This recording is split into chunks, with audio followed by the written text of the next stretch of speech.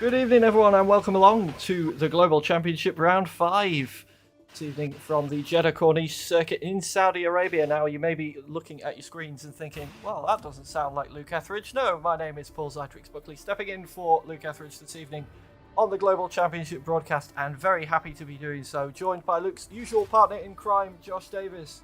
Evening, Josh. We're looking forward to what could be a quite exciting race tonight in a championship that's heating up so far.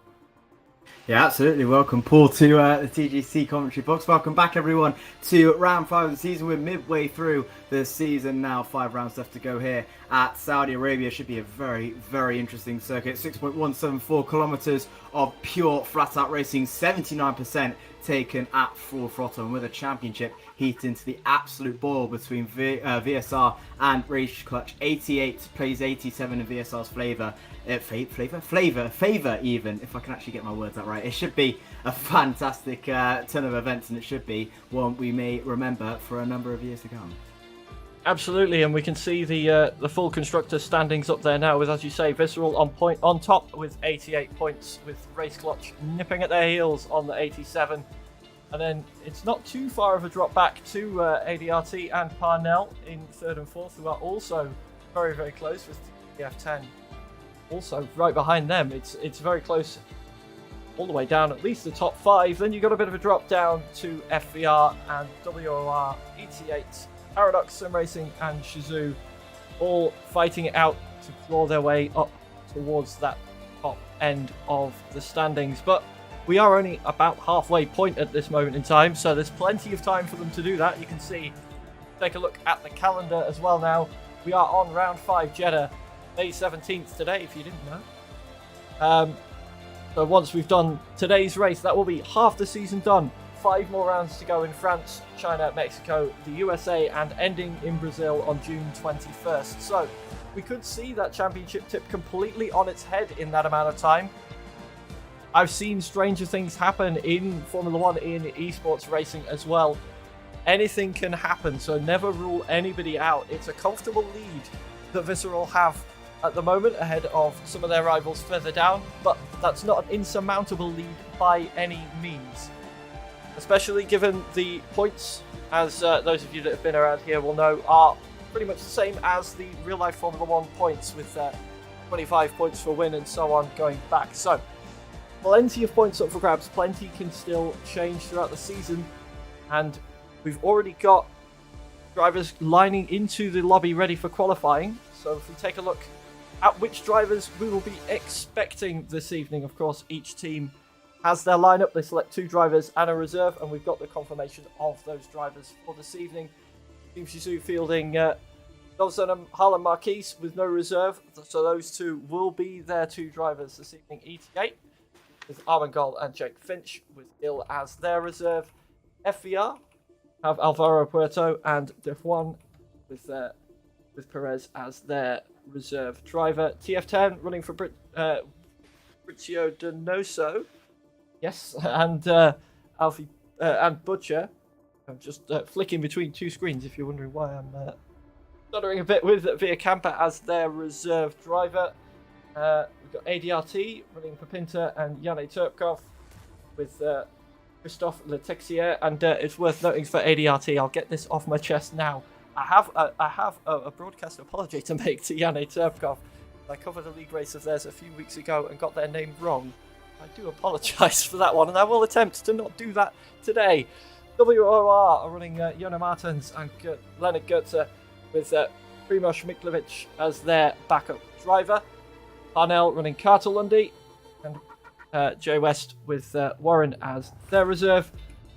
Got VSR, which I believe has had a late change. If I go down, they have. So Visceral have had a late change. So Duncan Hoffman, their reserve, is going to be racing in place of Jos Noordijk, with Andrei Tarabukin taking his seat as normal for that one. That is something that happened within the last sort of 10 minutes or so. We're still finalising everything. Some of these teams are ahead of it. Race Clutch, we've got Simon Perronier, Luke Smith with Patrick Sipos as their reserve, and PSR with Andrew Carapi, Karen and Lutt as their reserve. So we've got some great drivers on the grid tonight, Josh, ahead of this race, and it's looking like it's going to be an interesting one. Absolutely. So I think there's a few issues on my end with my camera, so I think it's probably best if I just turn it off instead of messing around with it for a little while. But yeah, we'll have to go without any cameras tonight, unfortunately, but where it is, unfortunately. But yeah, it should be a cracking race, of course, for Ritsu Donoso coming fresh off his win last time around at Baku. Really had to work hard for it with the two race clutches of Patrick Sipos and Ruben Pedreño really hunting him down those final few laps with that very late safety car. But Parnell as well, very unfortunate with how it ended out. Obviously, maybe a 1-2 was on with how it played out, 1-3 in qualifying. So it's unfortunate to see them with those incidences they had. Obviously, they had Warren spinning around in turn 1, and then a little bit of contact between Primoz Mikulic and Jack Laverty, which ended his race fairly early, which is unfortunate to see, but they can definitely bounce back with the grid they have tonight, and it should be a very, very tasty one with Jack West and Carter Lundy back for some more racing. Jack West, of course, only racing once this season at Imola. Got P2 at a very, very wet Imola, to say the least. So it should be a very, very tasty affair to see what he can do. And obviously Carter, very, very quick driver as well, has shown his pace at Austria. Obviously just had a few incidences here and there, which happened to end his race early, I believe. So hopefully can try and get a few points for him as well. But a lot of these guys are looking extremely quick tonight, and definitely it's going to be interesting who plays out the victor after this one between VSR and Race Clutch after this one. Yeah, absolutely. And speaking of this one, if we take a look now as the drivers are still lining up into qualifying into the lobby, at least for now, we'll take a look at the track we're going to. We've touched up on it already. We are, of course, going to the Jeddah Quali circuit in Saudi Arabia. So we got that 6.174 kilometers, 7 corners. I don't think I've ever known a track short of something like the Nordschleife that's got more corners than this. Plenty of them, but they're not. Some of them not really corners.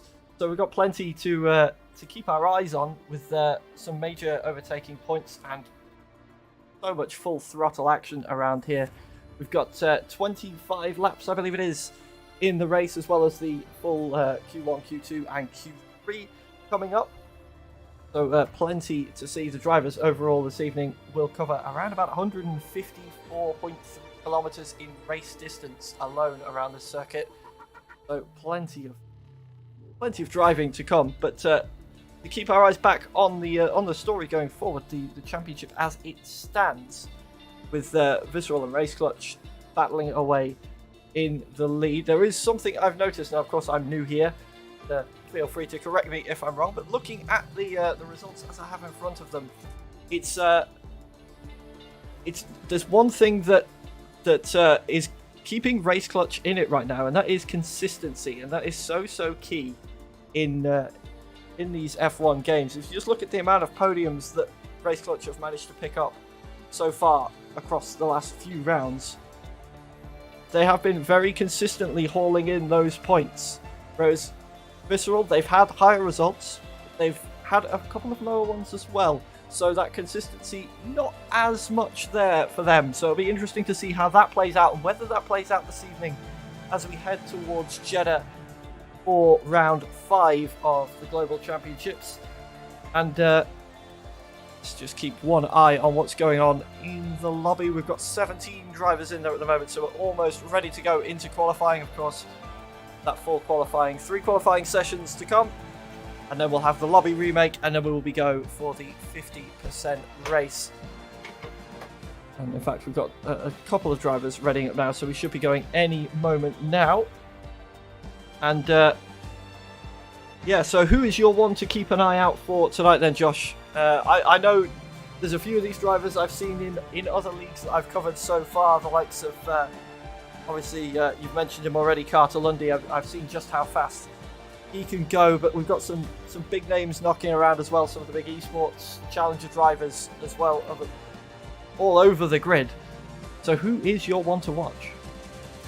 Well, I think one to watch probably today is a few of the debutants in the grid. Obviously, Alfie Butcher coming fresh off the Xbox season. Obviously, he had his debut on PC and PSGL Wednesday last week, and he did quite well in that top 4. He got in a very, very stacked grid, but he's definitely looking good to watch for Ferrari tonight. I believe WR and TF10 have switched around with their car choices. I believe TF10 will be now driving for the Ferrari. So it's going to be very, very interesting how they adapt with the new cars. Obviously, every car's a different feel to it. If you like sort of, I guess every car drives differently. It says it's quite equal, but it's definitely interesting with all how the handling plays with the cars. But yeah, that should be interesting as well. Alfie Butcher, as I said, one to watch. Simon Perigny as well, looking to try and get a PSGL F2 title to his name on Thursday night, battling with his teammate tonight of Luke Smith in that one. Hopefully they try and stay a few friendly tonight, to say the least, for Race Clutch's sake. But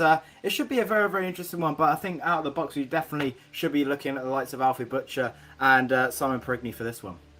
Yeah, so we will definitely be keeping our eyes peeled for those drivers then, as we are now loading into qualifying, so we'll be able to bring you that very, very shortly. And we'll see who goes out first. I've never covered a league that's done a full qualifying session, but I'm given to know that we expect some intermediates even on the dry in here as the qualifying begins, as the drivers sort of get their eye in through the dry track without burning through any of those all-important tyre sets. So if you are new to watching, that will be the case as they go forwards. If you see anybody enters, it doesn't necessarily mean it's raining, but just that they're getting their eye in a bit, getting themselves accustomed with the car, with the setup, and so on. So we are now loaded in. If I get the up and ready to go, and we can bring you qualifying from the Saudi Arabian round of the Global Championship. Here we are then. And nobody's come out just yet, but I do see Jene Dovzen on the intermediates, as we were just saying, and in fact a few of them swapping over to that tyre now. So we're going to see some practice runs coming up in a moment. Yeah, definitely. So a few people on the intermediates. Let's just save a few tyre wear and hope nothing is squeaking or out of place on their rigs. But certainly so far for Butcher, Fabrizio Donoso, Jene Dovzen on the intermediate compound tyres, just to get a feel of how everything's playing around. Nothing's out of place, but we do have a soft runner out first. That's one of the Williams drivers. Not sure if it's either Yanni Tripkov or if it is someone else. I don't think we have Lenny Pavinsa yet, so it will be be Yanni Tripkov out first. North Macedonian driver making his debut in the tier tonight, so massive good luck to him on the soft compound tyres first of all. ADRT having a little bit of interesting qualies so far. Lenny Pavinsa have already been up there in Q3, but his past teammates have had a little bit of a struggle, to say the least, to try and get into Q3, but hopefully Yanni can try and change that tonight with a good result. But he'll be the first one to set a lap around the fastest street circuit in TGC and in the F1 calendar, so it should be a very, very fast and topsy-turvy thrill ride. Absolutely, and there is no messing around either for Yanni Tripkov. Straight out on that soft compound tyre, not needing to check everything's working with the intermediates, as we're seeing at least Fabrizio Donoso doing at the moment, and a few others looking like they're going to be well. Alfie Butcher and Hobson also out as well on those intermediates, but not so for Yanni Tripkov, as we keep our eyes on the North Macedonian coming around towards the final corner, and then will be the first flying lap of the session as well, which we will ride on board with Williams as we make our way through the Jeddah Corniche circuit around the final corner. So let's hop on board then as we make our way down the start-finish straight towards turn 1. DRS wide open, reaching nearly 200 miles an hour as we blast our way through, and then it's hard on the brakes, and we've seen plenty of controversy here in the real Formula 1, and I'm hoping we will see a much cleaner time of things here in the Global Championship this evening. But we're quickly making our way through the corners now, as we are already barreling down through this sweeping section through this. And then we've got turn 13 coming up already. It doesn't feel like 13 corners has gone by. And unsurprisingly, it's purple Sector 1 for Yanni Tripkov so far. Given the only Sector 1.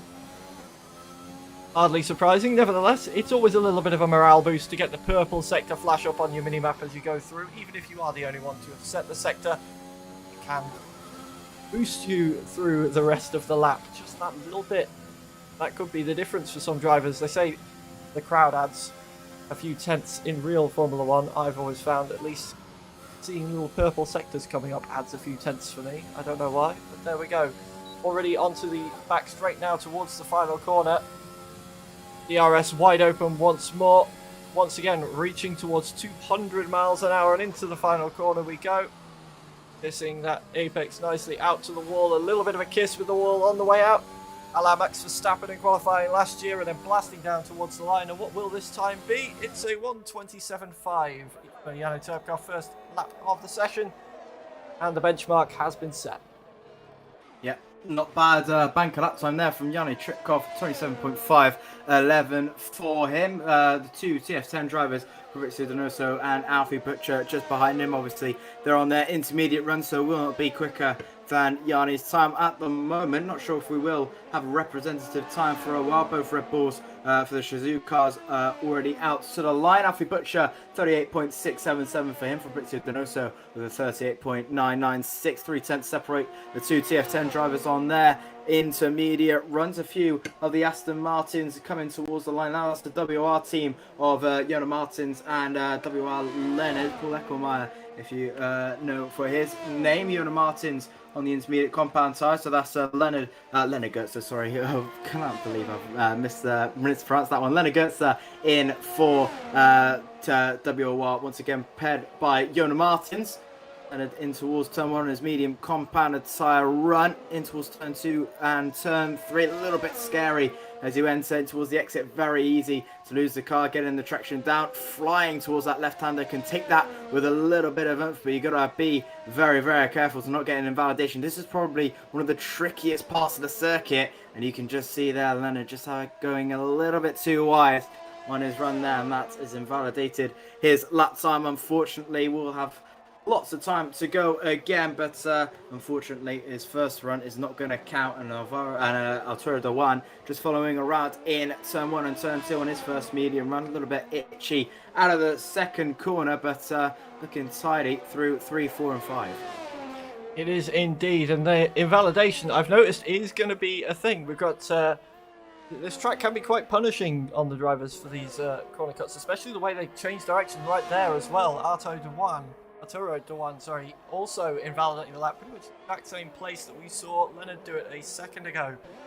And it is catching a few drivers out. We've seen, while you were talking a little while ago there, we were having a look at Alvaro Puerto out there as well, who's already done 2 laps on those medium tyres, both of which have been invalidated also. So these track limits are proving to be somewhat of a problem early on in qualifying, but it is only early on in qualifying, so there is still plenty of time, as you say, to get those laps in and get the times on the board, as that is definitely a bit of a track extension for Arturo Dawan, just heading back round as fast as he can now to set another lap time on these tyres and cutting the track as much as possible in the process across around him, so it's absolutely fine.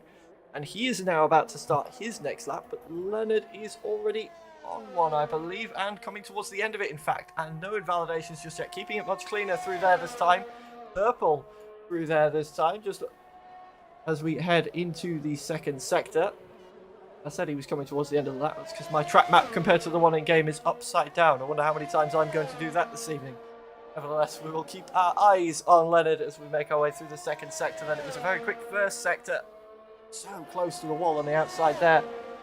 And now we are full throttle, sweeping left and right once again towards the end of the second sector, and we're purple here as well. So the time that was set by Jano Turkov earlier on in the session, as that came perilously close to an invalidation there for Leonard, but just about between the white lines. That 1:27.5 looking like it might get beaten at the moment as we keep our eyes on Leonard on the medium tyre. Don't forget, round the final corner we go. How close is he going to get to the wall? Very, very close is the answer, and the short blast to the line we go. And what will this time be? This will be a good benchmark as we cross the line. It's quite the run to the line, and in fact that didn't set the time. So had he invalidated that lap and it hadn't shown, I wonder? Yeah, I think actually on my screen he has set a lap, so I think that might be a few issues on your side. To me, he has gone P2 with a 27.750. Hopefully everything on the game is running okay. There we go. Just quickly flashes up for you All good there. Jake Finch round in the final corner in his first off run. This should shoot him up towards the top spot. Yanni Tripkov on his medium run is going to be dethroned by Jake Finch there, 26.663 on his first soft run. The first soft run of the day is Yanni Tripkov on his outlap at the moment. Fairly decent lap there from the ET8 driver, and Fabrizio Donoso has left the session, and Luke Smith has been disqualified for parking in a dangerous location. Not sure what has happened there, but the race clutch driver is out of qualifying. I have no idea what has happened there, and I'm not sure why he has been disconnected. Well, has been disqualified. Hopefully that is not for a sign of things to come, but that is Luke Smith at the back of the grid for the race. Yeah, I believe that's going to be something to do with the disconnection that we saw flash up, as that was just a little bit too wide for Pablo Armengol there. He went from one Mercedes to the other, and he on a quick lap as well, invalidated, just carrying a bit too much speed in, drifting out over the white lines. But yeah, I think Luke Smith had a disconnection. We saw it migrate the host.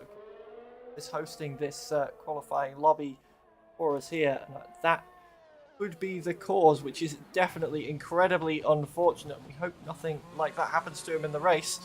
But he is going to be starting a last to first challenge, whether he wanted to or not, this evening around the Cherokee circuit, as he will be at the back of the grid. Who is out there at the moment? I think we've got Yanni Turkov back out there again.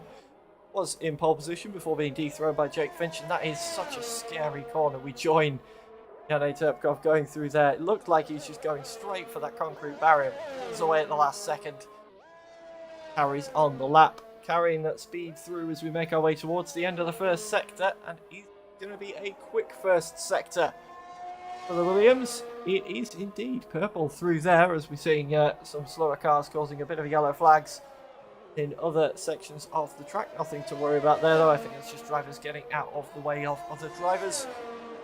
We'll follow along with Yanni Turkov through this lap then, as we keep our eyes peeled for the remaining drivers to set their first lap times. In fact, Yanni Turkov getting an invalidation there, so the next to fall afoul of running over the white lines, as seen a lot of already.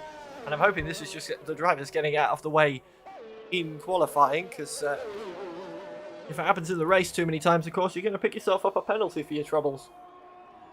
Yeah, absolutely. I think it should be just people letting people out of the way on their first few runs. As we just saw Yanni Tripkov having a little bit of a moment and picking up that invalidation. Might be looking likely he'll be trying to go again on the same set of soft compound tyres, and I believe he might do something tight to that right hand side, and he is going to go for one more on the same set. Andrei Tarabukin just following behind in the other VSR car, the lone VSR car so far in this session. Hopefully we are joined by Joost Noordijk or Duncan Hofland, wherever it may be. Jonas Martins about to cross the line and actually goes pole position, 26.440 for the WR man. Brilliant lap there from Jonas Martins, and puts it up in towards pole position by about 0.2 of a second, as Luke Smith once again getting disconnected from the lobby. Not sure what is happening there. I believe either Castle Lundy or Jack West, and it is Jack West about to cross the line. He does cross the line to go P2, 26.520. Very, very close between those two of Luke Smith, not Luke Smith, what am I saying? Between Jonas Martins and Jack West indeed, and that may be a sign of things to come on Mercedes around the final corner. That's Pablo Armengol on his out lap at the moment. A few people more having a few connection issues. That's Jack West now leaving at the moment. I'm not sure what is happening. I believe we may get a restart. I believe. Not sure if it's been confirmed yet, but yeah, it is going to be a confirmed. I believe we are going to be restarting the session. Yeah, so I think what looks to have happened, as we will pull back in a moment, was I think Luke Smith had a game crash that's then caused him to be disqualified as he rejoined. The AI parked the car for him to rejoin, and it's disqualified him, and we've also seen a few drivers with other issues as well. So we will no doubt have that lobby up and running very, very shortly. Checking. Well,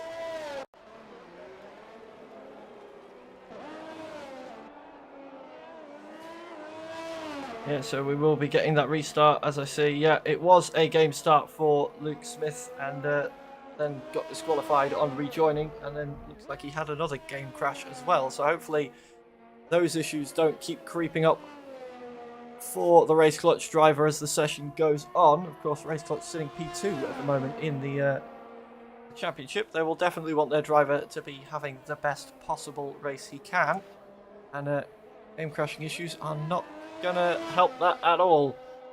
As waiting for confirmation, we'll keep our eyes on the broadcast anyway. We do still have cars going around the track for the time being, so while we're waiting for everything to get set up and ready, we can at least still see some Formula 1 cars going around the Jeddah circuit.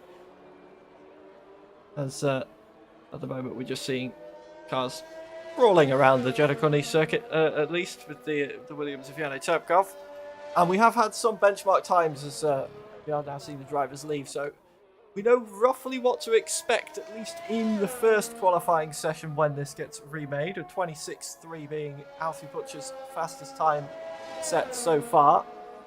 And at the very least, we have had all the drivers now have had a bit of practice in the right environment with all the other drivers around them, with all their qualifying tyres and stuff. So we should start seeing times coming fairly quickly, I would imagine, once the lobby does indeed get remade. Yeah, absolutely. I'm not sure if we will be running the full quali or, a short one. Not sure how that will play out yet, but yeah, so far it's looking pretty decent. All the likes of Yona Martins getting up there in towards that top spot. The same with Jack West as well. They're looking very, very quick off the start. But yeah, it should be very, very interesting how the race plays out. Again, not sure what the quali front will be, if it will be a short or a full qualifying session. We'll have to wait and see about that one. But we'll have to wait and see a few incidences, a few connection issues playing host to our lobby tonight, which is fairly common theme on this game, unfortunately, but hopefully F1 2022 will be a little bit different. But for now, we're just going to have to bear with us, and hopefully we do get another lobby up and running as quickly as we possibly can. Absolutely, we are. I've got constantly keeping one eye on the Discord to find out what's going on to bring you that news as soon as we can with what's going on. An eye on things as goes along. Have an invite. Is that the session that we were just in? It's the question. Yes, it was. So we are still waiting for the lobby to get made up then. But as you say, it is unfortunately an issue we've got with the game at the moment. It's been almost like a plague for the league racing in the game, sadly, for a little while. So we hope F1 22 does improve on that. So the drivers all talking about a new lobby, and just waiting for one to appear now. So we'll keep eyes peeled. But let's take another look at the track then as we await a new lobby being made. We've seen it in action, and we'll take another look at the track map then as we make our way through Saudi Arabia. 27 corners, 6.174 kilometers of track, 11 turns to the right, 16 to the left, making up the 27. Throw in some DRS as well and some throttle for a portion of the map. And the drivers will be covering that 6 kilometers in less than 1.5 minutes, which is absolutely baffling to think about. But while we are now just awaiting the lobby to be remade, I'm just trying to figure out who is hosting this one. While we are taking a look at this, then we'll just get a quick GT Omega, of course, powering tonight's broadcast.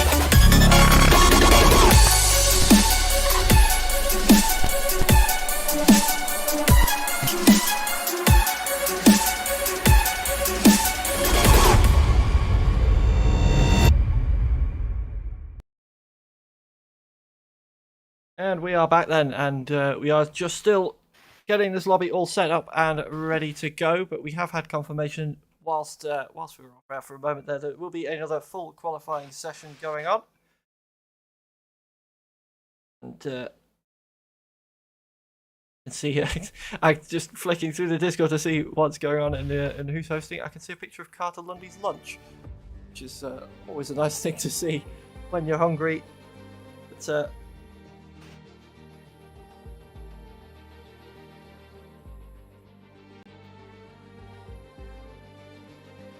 let's see if we can get in through this way. And we are back in the session. There we go.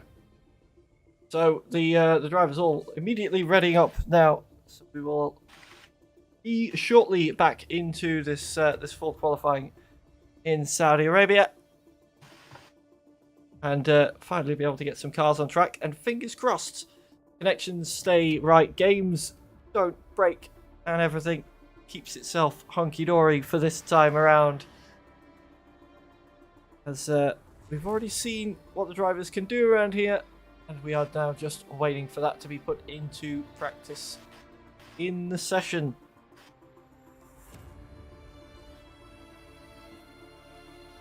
Yeah, absolutely. So for a little bit of a cleaner qualifying session, I say cleaner from the game's point of view, but hopefully we can get a little bit of a stabler lobby. But it should be fairly interesting to see. Obviously, it was Neon there, Yona Martins getting the best of all of them so far. 18 drivers, I believe. We're still waiting on too few more, so hopefully they join as quickly as possible. But yeah, it should be a fairly interesting another 3 sessions of qualifying, but we'll have to wait and see how everything goes. We will indeed. We are now loading into qualifying, so once again, already the UI we will be good to go. We have got 18 drivers in here at the moment, so I believe we're still missing one, as you say, as we'll warp ourselves into the game. And here we are, back in the pits, and once again, we've got drivers on the intermediate tyres. I wasn't expecting that, but plenty of time for them to do so, as the session has been completely restarted. And who is that? We've got one of the Alpha Tauris going out. Is that Carter Lundy going out, or is that just probably Jack West, I imagine? And it is Jack West going out on the intermediate tyre for a little bit of a warm-up, and hopefully this will be a test. And Jack West is spinning it round on the intermediate tyres as well. That was just showing the lack of adhesion you have on the on these green wall tyres compared to the slicks. Just trying to get a bit of heat through them, weaving away on the straight, and the back end said absolutely not, and around he went. No harm, no foul. He's back running around now, just ahead of one of the Mercedes cars on this one. In fact, no, that's not a Mercedes, that is an Aston Martin. That will be the Aston Martin of Yona Martins, I believe, just behind him, also on the intermediate tyres. Yep.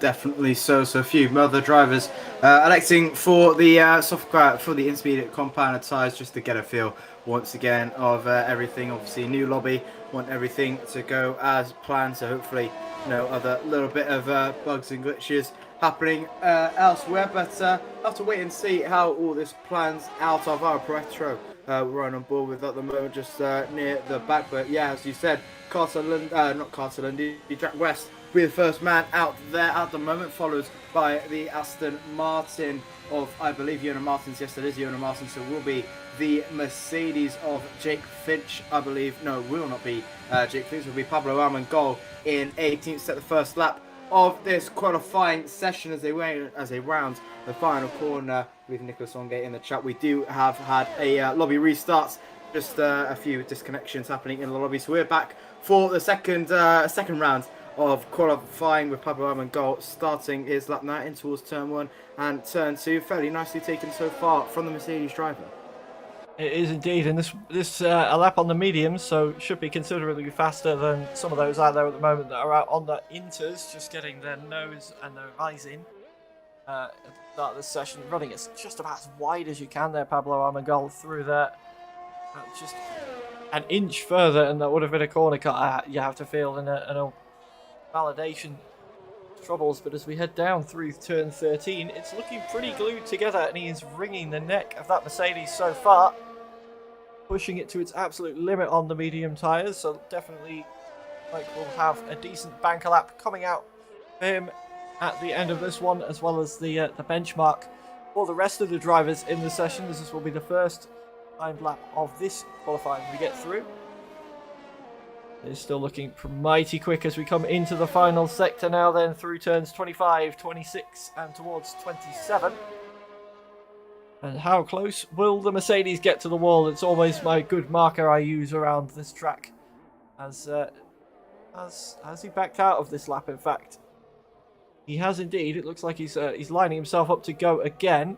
So it was looking okay to start with, but obviously Pablo not happy with that one and deciding to just use it as another time to build some heat in the tyres, I suppose, and go again. He lined up the drive nicely, as once again we see Janne Turpkov with a 127.5 putting the benchmark down.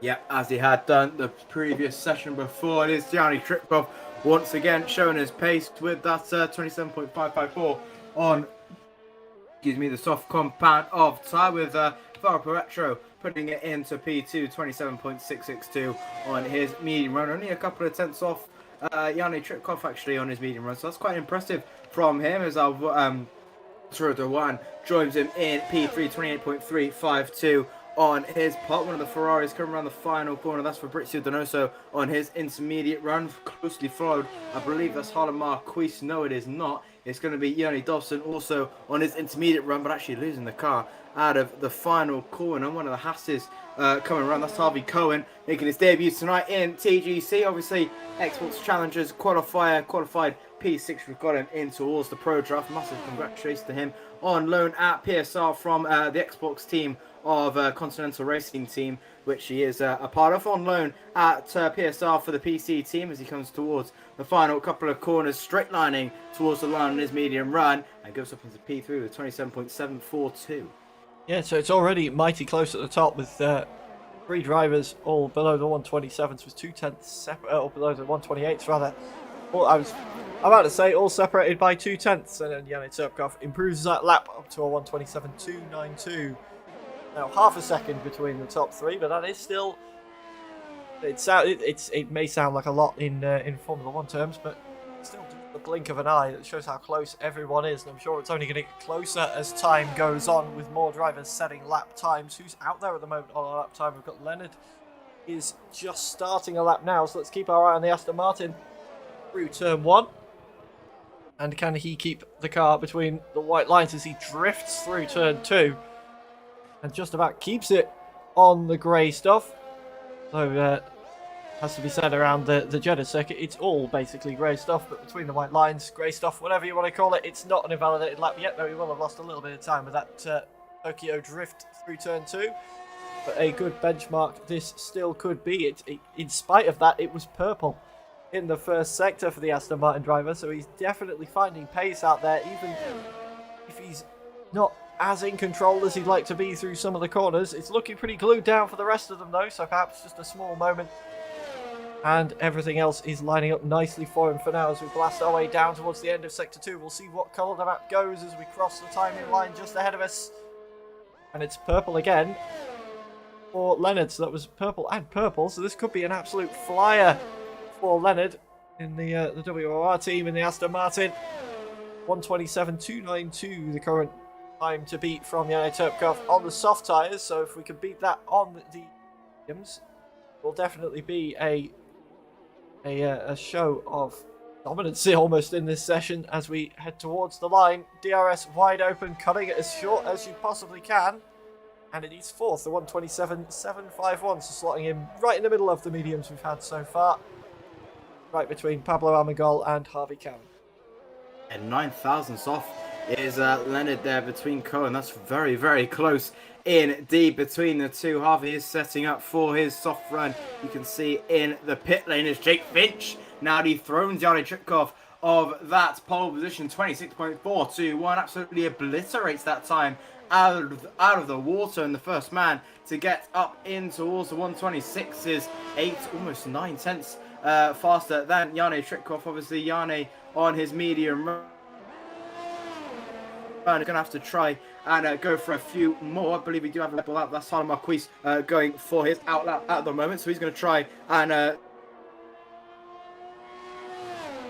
he can do on his first run back. Is obviously his first race was at Austria, did not end well, obviously last in qualifying. Hopefully he can try and come back with a little bit of a bang tonight at Saudi Arabia. One of the FDR drivers once again on their outlap, I believe. One of the race clutch drivers again out on their reconnaissance lap. That's Luke Smith running the final corner. I believe Leonard Goetz, is he going to go again? He did try, but on his medium run has invalidated once again, so he's going to have to try for something special. Andrew Karapi coming back in towards the PSR team from Baku. Obviously, pretty strong weekend from his teammate Caden Lutt, just didn't quite fall in the points. Did the American driver and end his ways at Saudi Arabia with a very good result running the final corner on his first medium run of the session.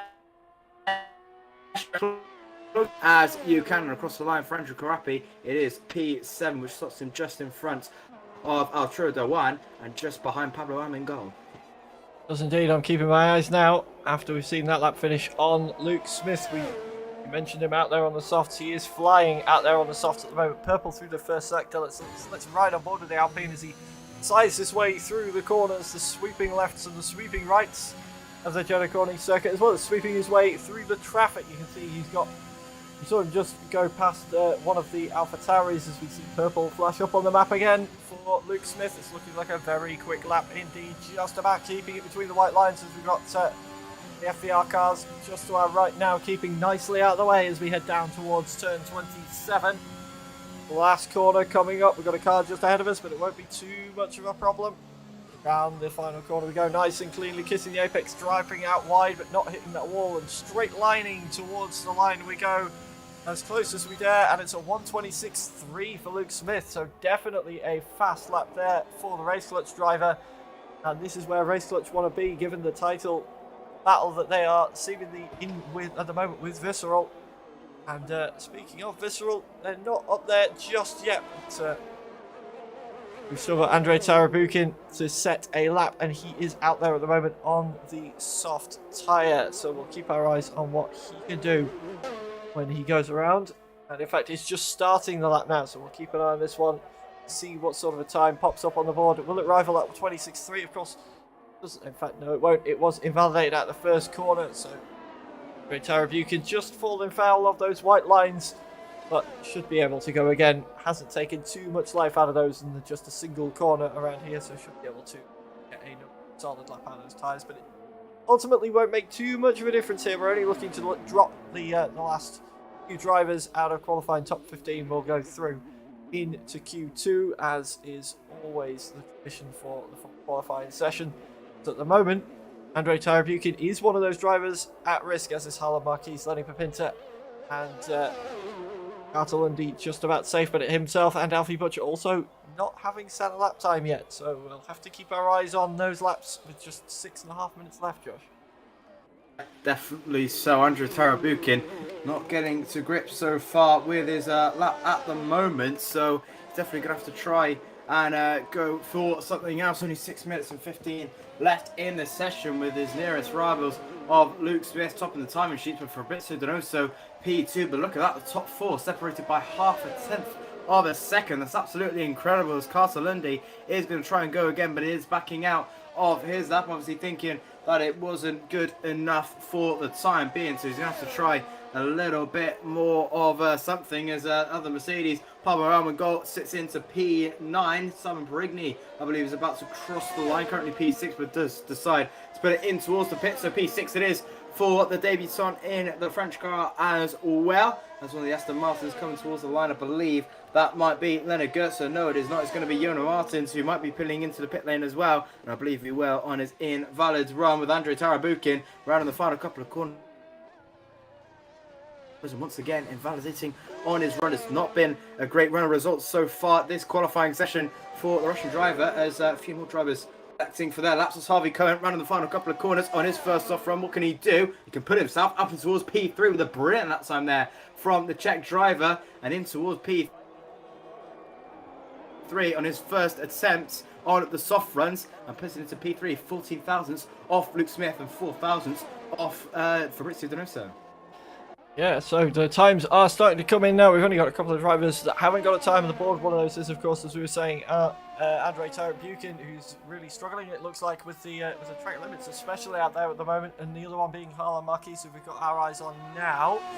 Session drawing to a close. We're running a little lower and lower on time. More and more we speak, I can't quite see what's exactly time is left as Alfie Butcher puts himself onto pole position in Q1, at least with a 26.332. 4 minutes, there we go, is the time remaining in the session. Of course, we are going to be losing 4 drivers after this checkered flag for this session does fall as Jack West calls it quits for this part of qualifying. And we keep our eyes on those back 4. Currently Andrew Korapi, Gianna Martins, Andrei Tarabukin, and this man Harlan Marquis, who just as we say that invalidates a lap, are the drivers at risk of dropping out of Q1. And with this much time left, Harlan Marquis might be pressed here. We may just see him going again on this tyre just to try and get a time in for the top 15.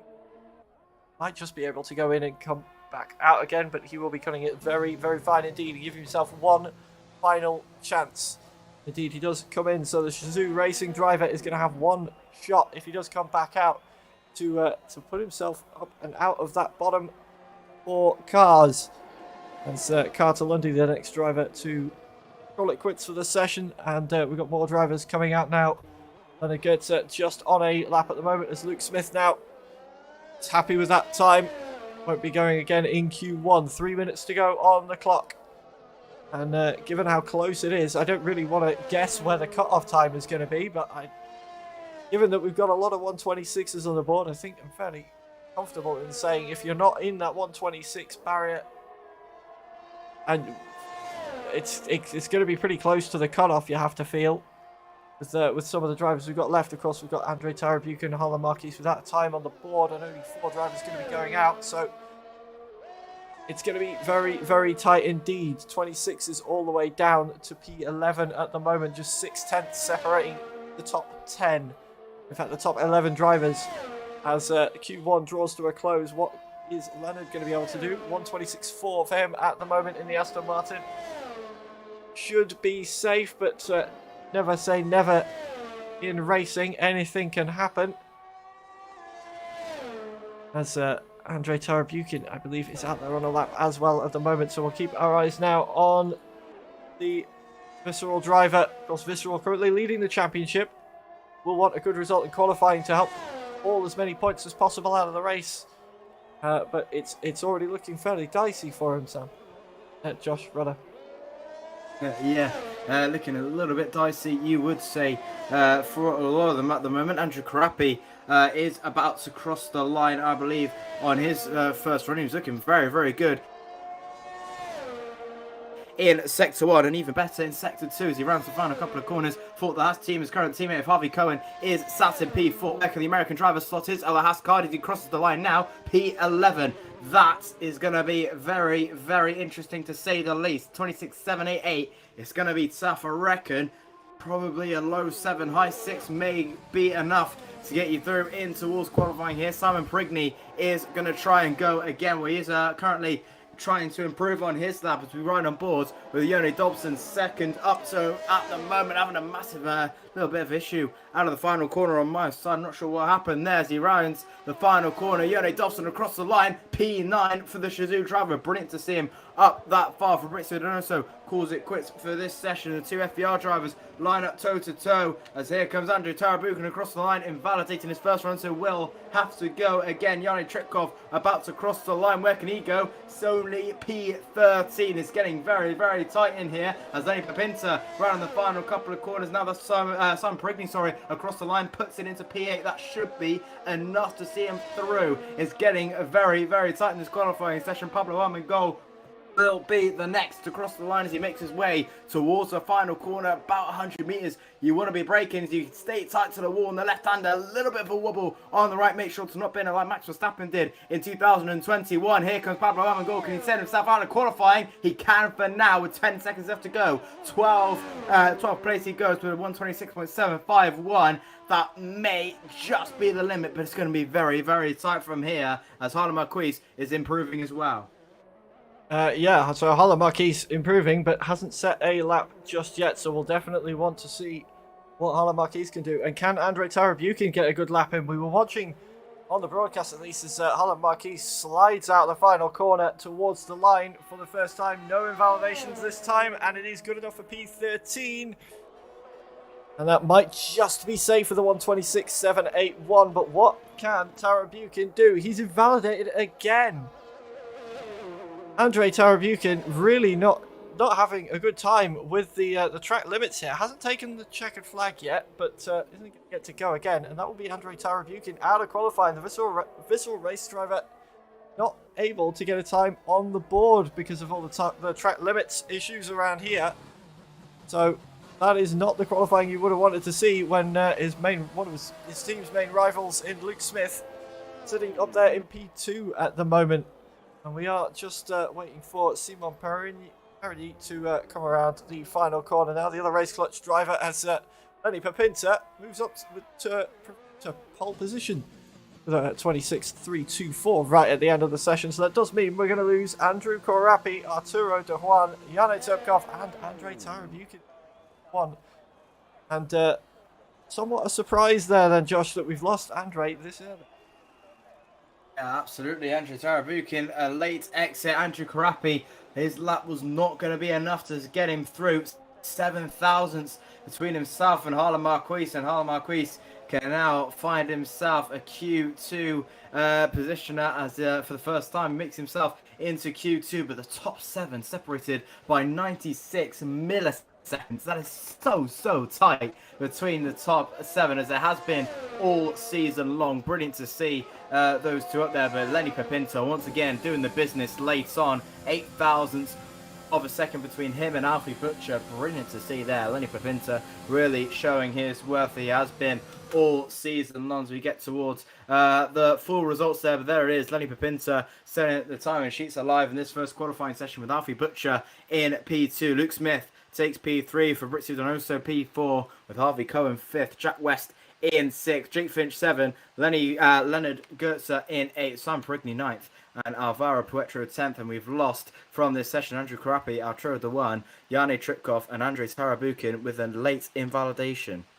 Yeah, I'm hoping that isn't a sign of things to come for Andrei Tarabukin. Of course, one of the drivers for the current championship leading team will want a solid race, and struggling with the track limits, it would seem, in qualifying. And of course, you do that in the race, you're going to be picking up penalties, and that is just going to compound any issues that you carry through qualifying as we make our way towards Q2. And if you're not familiar, by now we will be taking the top 10 drivers from this session into Q3.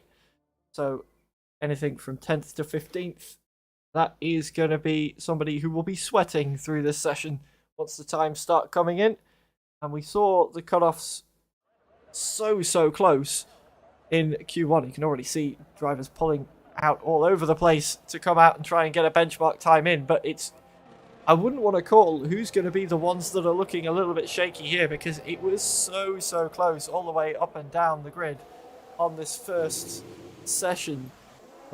Now we've got Q1 out of the way, we've seen just how close it is. We saw top 2 times separated by 8 1,000ths of a second. We saw 15th and 16th separated by 7 1,000ths of a second, and less than a second separating all the top 15 drivers. So it is going to be very tight indeed as Q2 is done and dusted. But we've got 14 minutes left yet to see who manages to get what times up on the board, and I believe the first time we will see will come from Jack West in the Parnell Racing car on the Alpha Tauri, but he has got some company on the track. He's got his teammate just behind him, and the Ferrari of, I believe that's Fabrizio Donoso, following him around as well on this outlap. So these guys are all very close together on the circuit for now. imagine we'll see them separating out a little bit as we get towards the end of this lap, but pretty much everybody coming out straight away in this session. Everybody wanting to get a lap in, which I have to say isn't the worst idea given the troubles we've seen some of them having in the first qualifying session. Yeah, definitely so.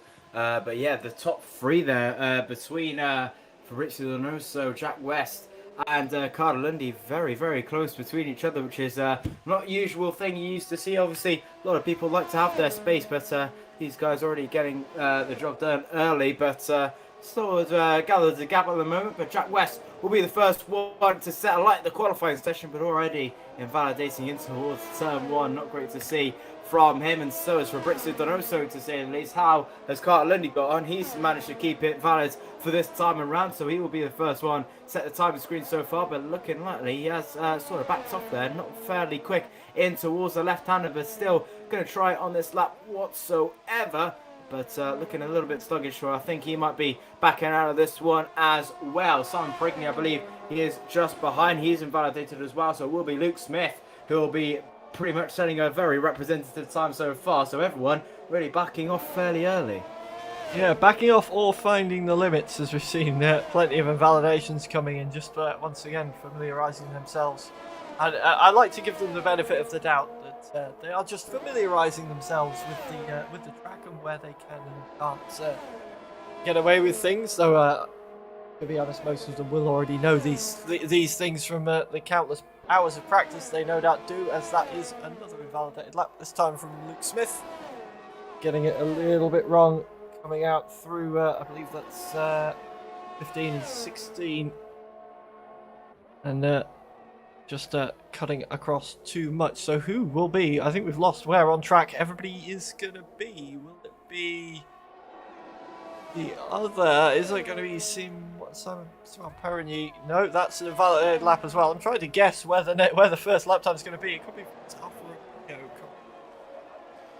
I think it's going to be from Pablo Armengol, just scoring through all the tracks there. Will be Pablo Armengol to start. Well, to set the first qualifying session. Here he comes then around in the final corner, 26.902, and that got you out of Q1. So I think Pablo is going to have to try and go again here. Yoni Dawson sets it in towards P2. His teammate Pablo Armengol, Jake Finch, about to cross the line now. Where will he put his Mercedes car? He's invalidated one of the Aston Martins. That's the WR drivers. Leonard Goetze tops the timing sheet, 26.692. He's probably going to have to go again. Harvey Cohen round the final corner on his run across the line, 30.696. So he's backed out somewhere in that lap. So a few early backing off so far, but it's Leonard Goetze so far on the top step by about 0.3 of a second.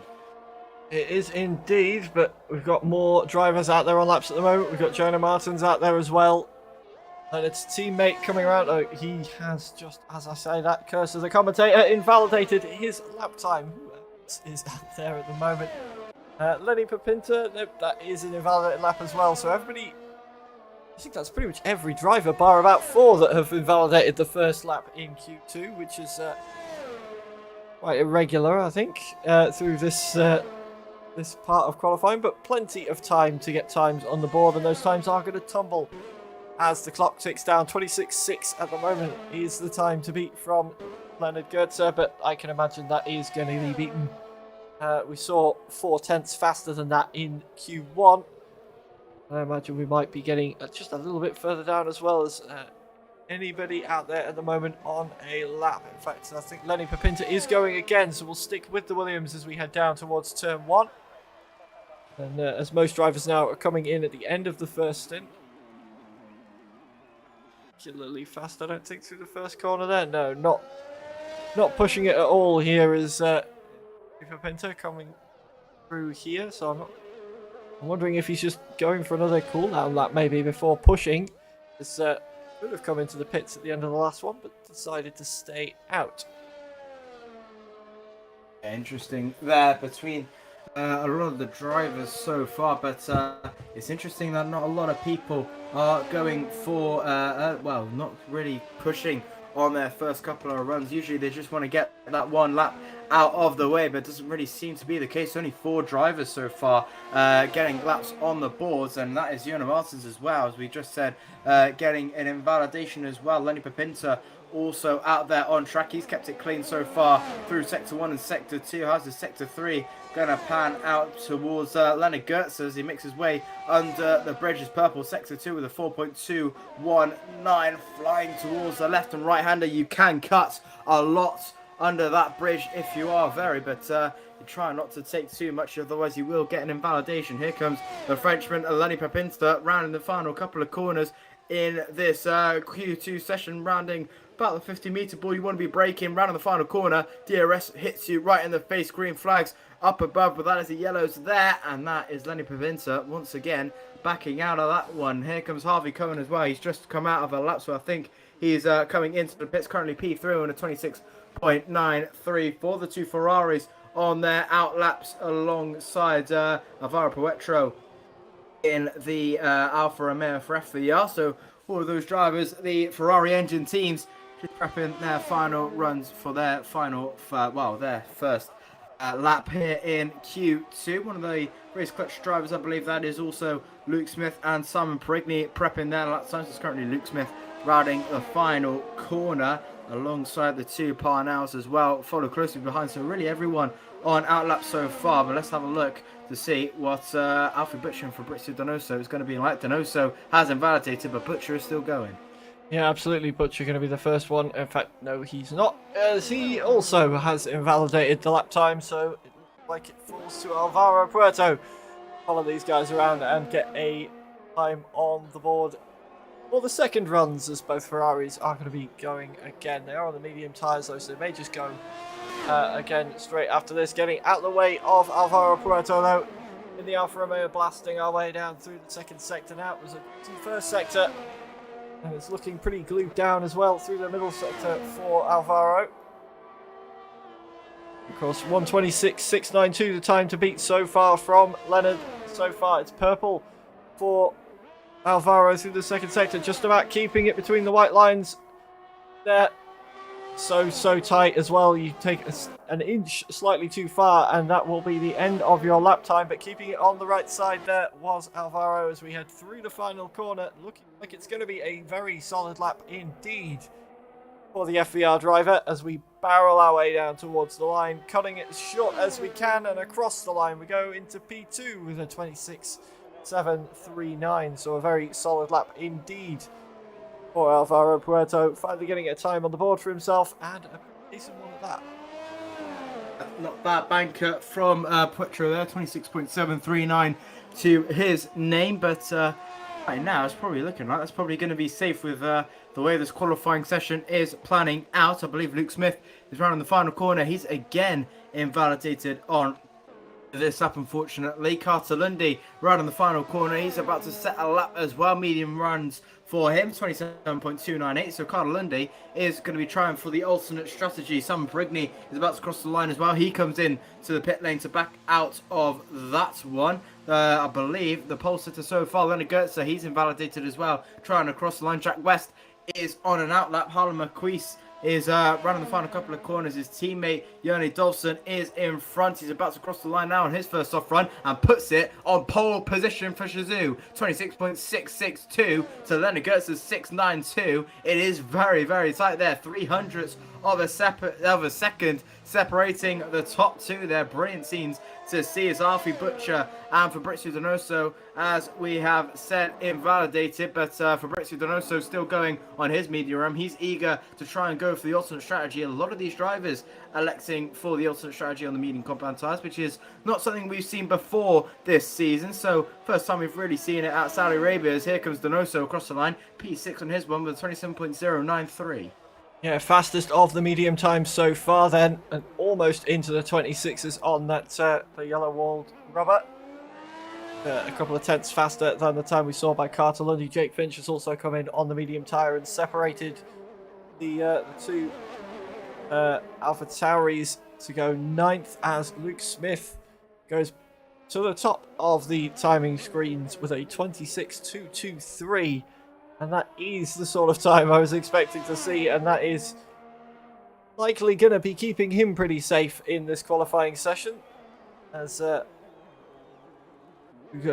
looking, what do we reckon, about a mid to high 26 is going to be about the cut-off, possibly, depending on the way the session goes for the remaining drivers. We've still got 5 drivers out that haven't set a time. 4 now as Lenny Papinto goes second with a 1:26.350. We just about caught the end of that lap and puts himself nicely in between Luke Smith and Jone Dovsjen. As the back 3 still without a time on the board now, making their way around on their outlaps. And we've got Simon Perigny, Harlan Marquis and Jonah Martins all out there on outlaps at the moment. Alfie Butcher out there as well on another outlap, all on the soft tyres, all without a time on the board yet. So what are they going to be able to do as Q2 slowly ticks down to a close? I'm not quite sure how long we've got left in the session because we have got yellow flags for slow moving cars, which replaces the clock. But not a lot of time is probably the answer, as we've got plenty of laps coming in already. The pressure is on now for the remainder of the session, with especially these back 4 drivers will be wanting to get a time on the board as we watch Jonah Martins now lining up this next flying lap, slingshotting out of the final corner, straightening up as much as possible to carry as much momentum down the start-finish straight as he possibly can, and will not be wanting to turn that minimap red on this lap as we head down towards turn 1. This is where a lot of people have been caught out already so far, but keeps it between the white lines on this lap, and again on the exits, wiggling away, but managing to keep hold of it for the time being. Now as we head through this twisty middle sector, we just want to see no red popping up on the minimap, and no red we will see coming out not quite as wide through there as we've seen some other drivers playing it a little bit conservative, perhaps just to make sure he gets the time on the board, but conservative is quick if you're Jonah Martins. And that is purple the first sector. Through turn 13 we go then around to the outside to get on the power as early as possible as we can, down through towards 14, 15 and 16. Is a little tricky complex here, keeps it once again just between the white lines. No invalidation so far as what we want to see from the drivers coming through the final part of Q2. We've got a minute, less than a minute and a half on the board. Purple once more pops up for Jonah Martins as Luke Smith realises his time is probably going to keep him safe and bails on the remainder of the session. Jonah Martins coming towards the final couple of corners now. He's got some traffic coming up ahead of him, a Red Bull, and he's got the Alfa Romeo should be well out of the way by the time he goes through there. But round this final corner we go then, right the way out to the wall, keeping it nice and tidy, cutting back across. What can Jonah Martins do? It's been a very, very good lap so far, and it is a very, very good lap overall. A 1:27.173 for the WOR driver, puts him onto provisional pole. I tell you what, if that is a perfect lap, I do not know what is. Jonah Martins, what a magical lap from him. That is a fantastic lap. I just was watching that with pure awe, not a break of traction whatsoever, not a lock up in sight. That was just true racing, to say the least. Fantastic to see him there, as, oh my goodness me, Alfie Butcher does beat it to a 26.075, and once again showing his pace already. He's had so much pace on the Xbox side, and showing his pace once again on PC. These two drivers, fantastic to see them up there. 98,000 separating Butcher and Martins, as I believe the Mercedes driver Pablo Armengol just about to start his lap. That was actually Jake Finch, who just makes it in time. Jack West does not make it in time, and he will start no higher than 13th. Next across the line, one of the Aston Martin, sorry, that's Leonard Goetze in the other Aston Martin. Should be fairly safe anyway, to say the least. DRS wide open for the German driver as he comes towards the line now. What's it going to be? Can he join Jonah Martins on the front row? No, he cannot. He is only P4. I say only, it's a pretty decent lap. Alvaro Paretro about to cross the line, cannot improve to P7. Here comes Jone Dovsjen about to cross the line as well for Shazoo. Where can he put his car? P5, brilliant qualifying session. Excuse me, for him. Here comes Simon Perigny as well, running the final couple of corners. The Frenchman, the debutant, currently P14. Can he go any higher than P14 is the question. DRS wide open for the soft compound tyre driver. P5 for the race clutch driver. Brilliant to see there. Next up is Harlan Marquez. Can he get himself out of qualifying? No, he cannot. He does invalidate his time, so it will not be enough to go through. Here comes Castle Lundy, eager to go onto the mediums. He's invalidated as well. Next up is Fabrizio Donoso. He has to get a lap time on board. A massive hit out of the final corner on the wall. Will this be enough? Does he want to try and improve? He is going to try right on the final corner. It's enough for only P10, which does get him through by the skin of his teeth by only about 0.2 of a second. And it is Donoso in towards Q3. And we've lost Armengol, Lundy, Finch, West and Marquez. But what an end to Q2 there. Absolutely, it was so tight, but just about both the TF10 drivers making their way into Q3 by the skin of the teeth if you're Fabrizio Donoso, but nevertheless into the final part of qualifying he will go alongside Alfie Butcher, bookending the top 10 at the end of Q2 with the TF10 drivers, and as you say, losing Pablo Armengol, Carter Lundy, Jack West and Harlan Marquez. But we also got a little bit of a taste of what this pole position shootout's going to be like in Q3 with the times almost down into the 125s around here, which is absolutely staggering pace from the top end of the grid so far. And I imagine they will be finding every last thousandth they can in Q3. We saw, even on what we thought would have been the perfect lap coming in from Luke Smith or Jonah Martins earlier on, even with a little bit of a wiggle, cost them that much. And Alfie blasting to the top. But here is confirmation of the full results then. Alfie on pole, with Jonah Martins behind in Q2, of course. Luke Smith P3 with Leonard P4. Simon Perigny with one of the Shizukars behind. Lenny Papinta P7 with Harvey Cowan in P8. Alvaro Puerto and Fabrizio Donoso are rounding out the top 10, meaning we've lost, as we say, Pablo Armengol, Carter Lundy, Jake Finch, Jack West and Harlan Marquez from the Q2 session. So one more part of qualifying to go, and then we can finally, Josh, make our way to the grid for the race.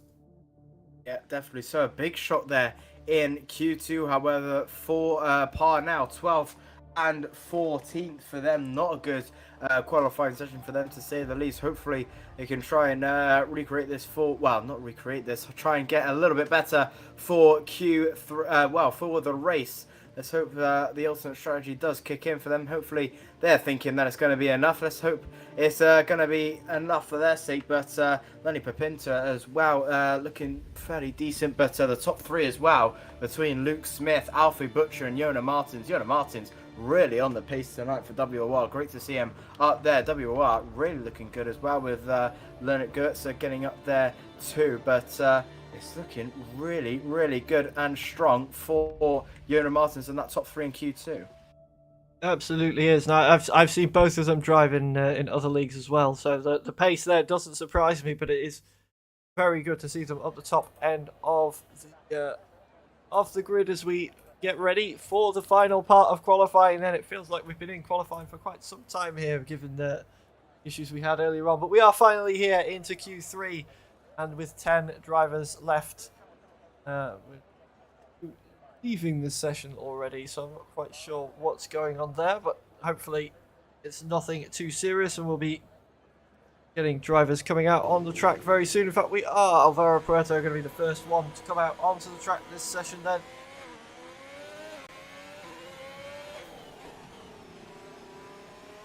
And definitely. Sorry. So I'm just trying to keep keeping one eye on Discord. Just see if I can see anything popping up with regards to drivers disappearing, but nothing coming up. So hopefully it's just a small connection glitch, and they can make their way back in as we keep our eyes on Alvaro Puerto on his outlap.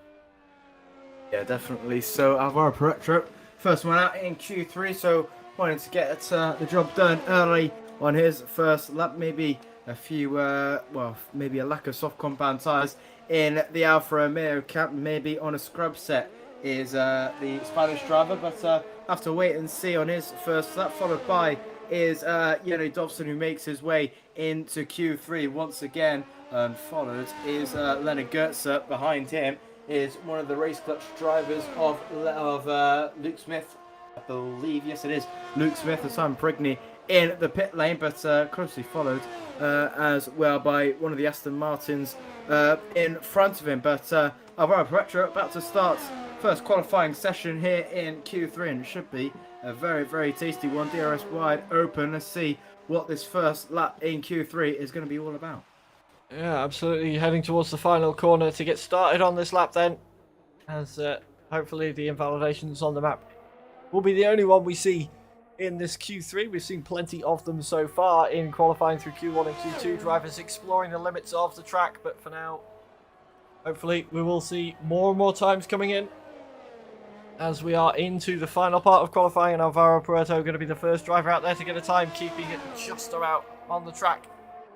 Through the first few corners there, getting dangerously close to those concrete walls. It does seem so terrifying at the high speeds you get around here, just how close these drivers can get to the walls, and just think one mistake and that could be race or qualifying over.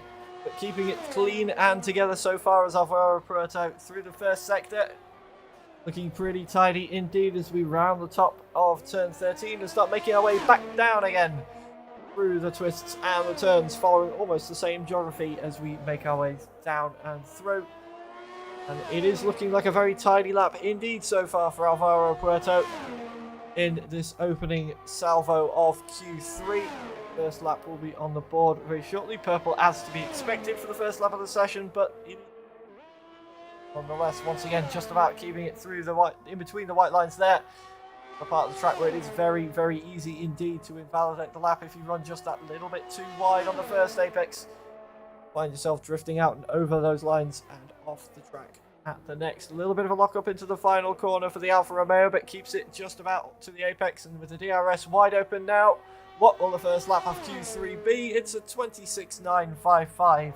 Definitely time to find there for Alvaro Puerto, as we saw 26.0 being the fastest time set in Q2, and indeed Yone Dodson already taking over that top spot, and then Leonard going that little bit quicker, as well as the times start to fall further and further down. Both Ferraris are coming up as well.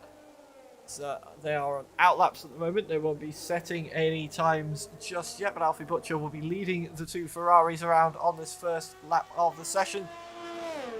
Alfie Butcher in the number 16. Fabrizio Donoso just behind him there. You can see following his teammate down the start-finish straight. Who's going to be next to set a time? I believe it's going to be Smith. No, he validated, but he's got Jonah Martins, who's not going overly quickly behind him. Pinter has invalidated, and Harvey Cowan is currently out there on a lap. So let's see what Harvey Cowan can do, as he's got a bit of traffic coming up ahead of him. And two cars starting a lap very close together just down the road as well. But in fact, no, one of them's pulled into the pits. Even as that is a new fastest lap of the session for Harvey Cowan at 26.488.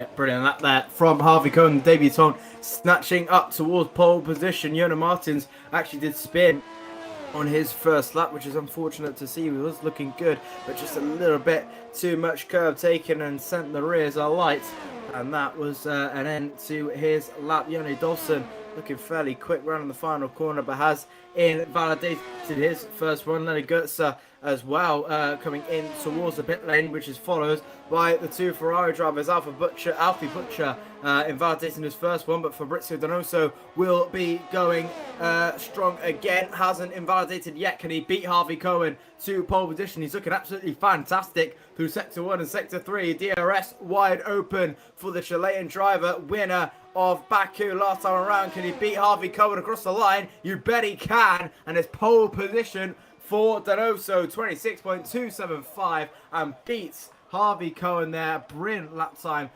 from the Chilean driver, and beats him by about over 0.2 of a second, 0.210 of a second. Brilliant to see there, brilliant lap time, and he gets up in towards pole position, but Luke Smith and Simon Perigny are closing in, and that is, to say the least, that is Luke Smith breaking into the 26 zeros, and I wonder if we'll get a 25 out of this one. Brilliant lap time from Luke Smith, sets it on pole position here in Saudi Arabia. Yeah, that is just 1/1000th faster than the fastest time we saw in Q2, so the driver's finding time. Simon Perigny, not one of those drivers at the moment, pulling into the pits at the end of that one to come back in from the first stint without a lap time. So we've got 4 drivers with no time set so far, thanks to invalidations and or mistakes on those laps, but the time and the bar has been set by Race Clutch in the first part of Q3. Luke Smith without 26.024, putting himself onto provisional pole position as everybody comes in for a change of tyres and gets ready for the final laps of qualifying. As I imagine we'll see both of the two cars that are currently out there coming in as well. We've got Alfie Butcher and Fabrizio Donoso back out on track at the moment. Luke Smith will be on an in-lap, as will they, I imagine. Fabrizio Donoso is indeed. Alfie Butcher, in fact, was on a lap and goes P2 with it as well. Caught me by complete surprise there. And staying out a little bit out of sync with everybody else now, but a 26.027, 3/1000th of a second behind Luke Smith. And Race Clutch setting the pace. TF10 absolutely trying to match them for it. Absolutely so. And Alfie Butcher, the debutant in the season, a brilliant lap time from him, putting it into P2, 3/1000th off Luke Smith there. Brilliant laps from the British driver, and hopefully can try and snatch up into P1 if he can. But Luke Smith getting the job done in P1, with Alfie Butcher setting the times alight in P2 as well. Fabrizio Donoso close behind in P3, but this is probably going to be the talking point and maybe the battle going into the final few minutes of qualifying. Luke Smith versus Alfie Butcher. It's in favour of Luke Smith and Race Clutch so far, but TF10 still have a lot more time to go through. I'd love to know how long is left, but we do have a yellow flag in Sector 2 and Sector 3. That's Alfie Butcher going slowly on his reconnaissance lap, but a few drivers once again about to go for one more run. Yoni Dovson is one of them as he rounds the final couple of corners to try his final run in Q3 as he runs the final corner for the Shazoo driver. DRS wide open in front. Let's see if he can go any higher than P6 with Simon Perigny, Yona Martins and Lenny Pepinter yet to set any times. Yeah, so about 3 minutes left on the board then. So still time for drivers to come out, get round and get a lap on the board, especially if you're Simon Perigny, Yona Martins and Lenny Pepinter, as you say. With no lap time, they will be wanting to get something on the board at the very least. Just to say more than anything that they at least were able to attempt to move up positions, but if they don't get times on the board, they're not going to have that opportunity in this Q3 session, and time is running out. Keep our eye on Yone Dovson, 26.8 on the board quite early on in Q3. We'll be looking to improve on that in the Red Bull so far for Shazoo. Around turn 13, out wide we go, almost using the wall to push you around that corner. It's the way it looks with the drivers carrying so much speed through there, but it's looking pretty clean so far for Dovson as we keep our eyes peeled as we approach the Sector 2 time.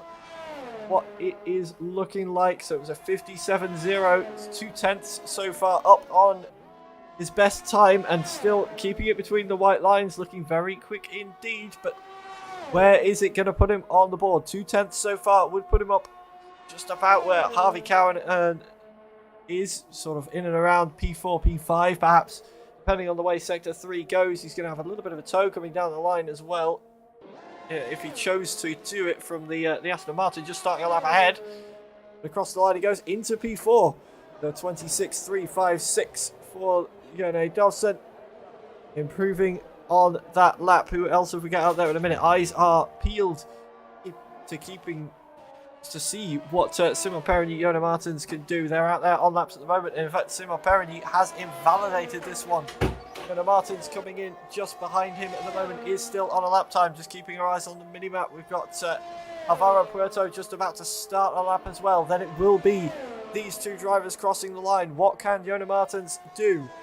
Just about keeps it between the white lines and not invalidating that lap through here. We've got Leonard currently sitting P6. Will be looking to improve as well. Is on a lap at the moment too. Yona Martins heading towards the line. Round the final corner we go. P9 with no time on the board so far. Nice and tidy through the final corner. What is this going to be for the WOR driver across the line? And it's P3 with a 1:26.234. 2/10 off pole position and just about 400ths ahead of P4 in Fabrizio Donoso. His teammate is also heading towards the line now, and he's got, who is that just ahead of him? It's Harvey Cowan about to start a lap. We drag him down towards the line as Luke Smith is also now starting another lap. Leonard goes across the line, only improves by a 10th, still P6 for the WOR driver for the time being, as we've got one of the Ferraris now coming around to finish a lap as well. Alfie Butcher's just started one, and Fabrizio Donoso has invalidated one. 8 seconds left on the clock, so whatever lap time is started now, that will be the end of qualifying for all of these drivers. Alvaro Puerto looks like he's going to be the next one to cross the line, but he's invalidated. He won't go any higher than 8th in this session. Jone Dobson has taken the flag, will not be any higher than 5th.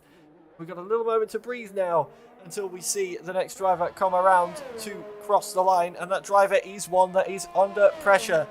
Simon Perigny is with his teammate sitting on provisional pole, hasn't got a time set in Q3 just yet, but is absolutely flying out there at the moment through the second sector. Just a few corners to go. He's kept it between the lines. Alvaro Puerto now takes the flag. Just another corner to go for Simon Perigny. It's looking nice and tidy and very quick indeed for the Race Clutch driver. Can he dislodge his teammate in pole position at 1:26.024, looking fairly unbeatable for the time being, but across the line we go. And it's a 26.094. So Race Clutch 1 and 3 for the moment.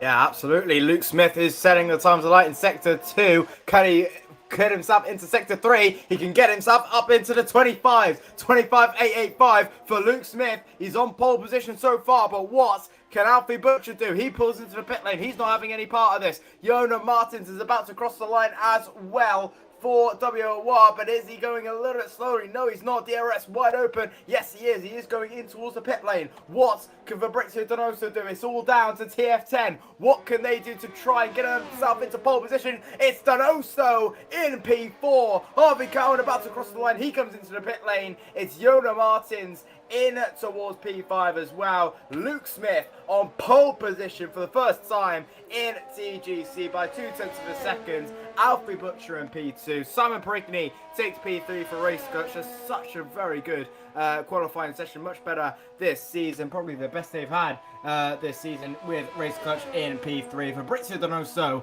not on pole position this time around in P4. Jona Martins P5. Jone Dawson P6. Leonard Goetze P7. Harvey Cowan on his debut in P8. Alvaro Puerto in 9th. And Lenny Pepinta not getting a lap in time in P10. But what an end to qualifying that was. And it sees Luke Smith on pole position. Yeah, what a lap from Luke Smith to take pole position as well. We were toying with the idea of drivers maybe getting into the 25s, and then Luke Smith absolutely smashes the door down. Takes a 1:25.8, which is absolutely incredible lap time for the Race Clutch driver as we get full confirmation of the Q3 results. Luke Smith on pole position. Alfie Butcher behind him in that Ferrari for TF10. Then it's the other Race Clutch and the other TF10 drivers of Simon Perigny and Fabrizio Donoso lining up on the second row of the grid. So we've got Race Clutch TF10, Race Clutch TF10 at the head of the grid with Jona Martins in P5 for WOR alongside Jone Dobson in P6. Leonard in the other WOR car P7 ahead of Harvey Cowan in P8. Alvaro Puerto in P9 with Lenny Pepinta P10 for ADRT. And this sets us up for something that could be quite interesting for the championship as well, as we were talking about at the top of the broadcast with the championship lining up at the moment with Visceral leading by a single point coming in here. And Race Clutch have the advantage from qualifying this time around. And can they convert that into a good result? They've definitely got the chance to do so, as we now will get the customary remake, I believe, of the lobby one final time. Get ourselves into the race proper. And while I just get everything sorted for that, we've got everybody leaving in ready to go. While we do that, get your predictions in chat. Who do you think is going to take this one? Can Luke Smith convert that pace into race pace? Are we going to see a comeback through the race from the drivers? And what do you think, Josh? Who do you have your money on for this race around the Jeddah Street circuit for round 5 of the Global Championship? Wow, it was a fantastic lap time, to say the least, from Luke Smith getting into the 25.8 for him. But it's looking really, really good. I would definitely put my money on him winning, but also you've got the likes of Alfie Butcher, who can definitely do well in this race. Also, Simon Perigny can do a little bit from P3. It's so close to try and predict this, but I reckon the strategy is definitely going to play host to a lot of what this race is going to happen. But early predictions is probably going to say, I reckon I'm probably going to go with Luke Smith. Yeah, I think I'd have to agree with you on that one, given the pace that Luke Smith has shown he's got in qualifying. It's looking like it's going to be a difficult task to pull any sort of a pace back on him. But while we just wait for the lobby to fill up and we get ready to go for the race, we'll take one more look at what Mega has to offer. So we will be right back.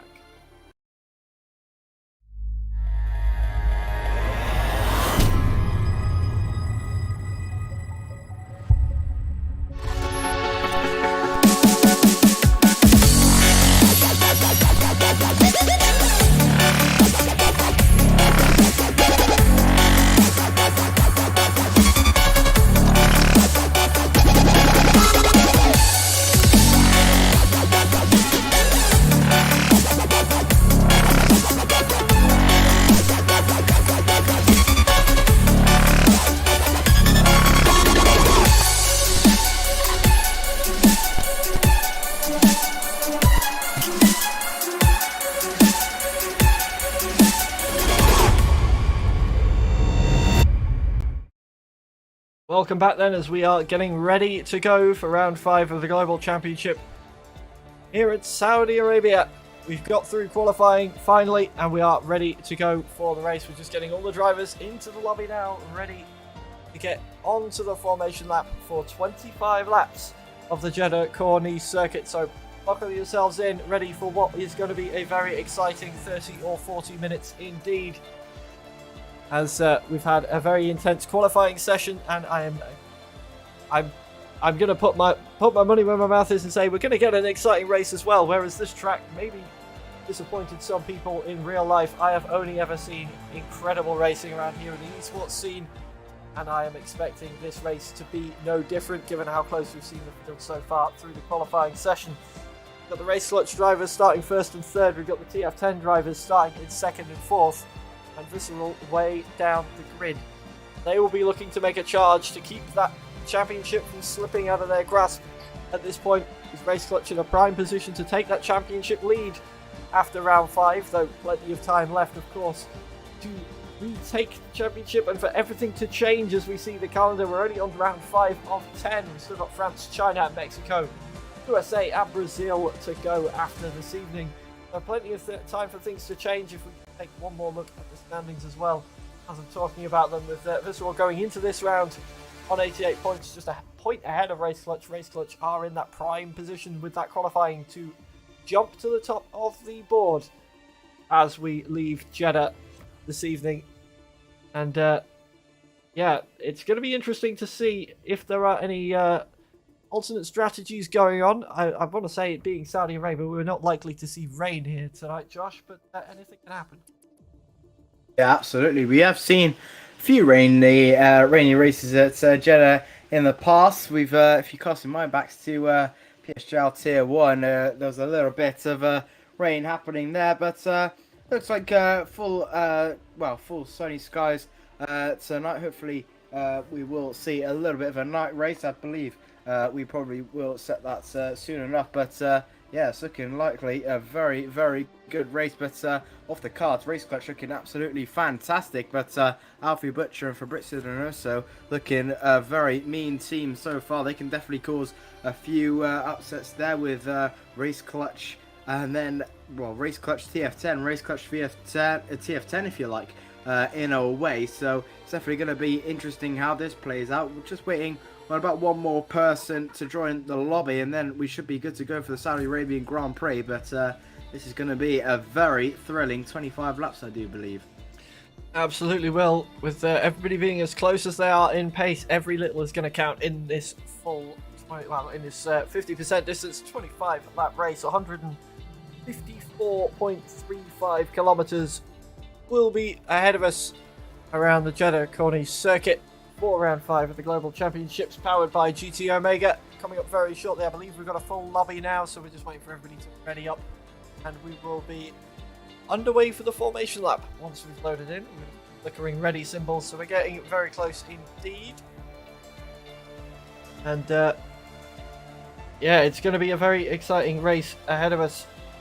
Of course, we've seen controversial races around here in real life Formula 1. I'm hoping we don't get any of that controversy here this evening. We just get some good, clean racing as we've seen can come out of the league racing scene around the Jeddah circuit. I think every single esports race I've covered or seen around this track has been an absolute belter. So it's got high standards to live up to this evening, but if there are any drivers that are going to be able to live up to those standards, it is this grid. We've already seen in qualifying just how close they can be. We're readying up, we'll be able to see very shortly just how close they can be in the race as well.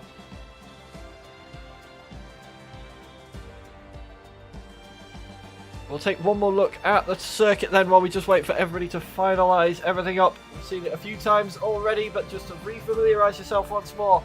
27 turns, 6.174 kilometres, 2 DRS zones await us. Not much elevation change as you can see, but those 27 corners, 11 to the right, 16 to the left, making up the Jeddah circuit. And a very, very fast circuit indeed. It's worth noting as well, you can just to show the real pace of these esports level drivers. The real life lap record around the Jeddah circuit was done by Lewis Hamilton last year, a 1 minute 30.734, which has been somewhat smashed in the game by that pole position time of a 1:25.8 from Luke Smith. It shows just the pace and the commitment they've got to be able to carry speed through this circuit, and just how competitive they all are. So we're just waiting for everybody to ready up and go. I'm just keeping one eye on Discord to see where we are going. Just waiting for one more, I believe, at the moment before we'll... Are we? I will keep one eye on that as time goes on. Hopefully we will be on the grid very, very shortly indeed, though, ready to go on. And in fact, we are getting the call for Race Lobby to... it is up, so I'm just waiting for Race Lobby ready up to pop up, and I will be heading out for the race. But as we were saying before, there we go. It is changed to a night race now, as we were just saying a minute ago.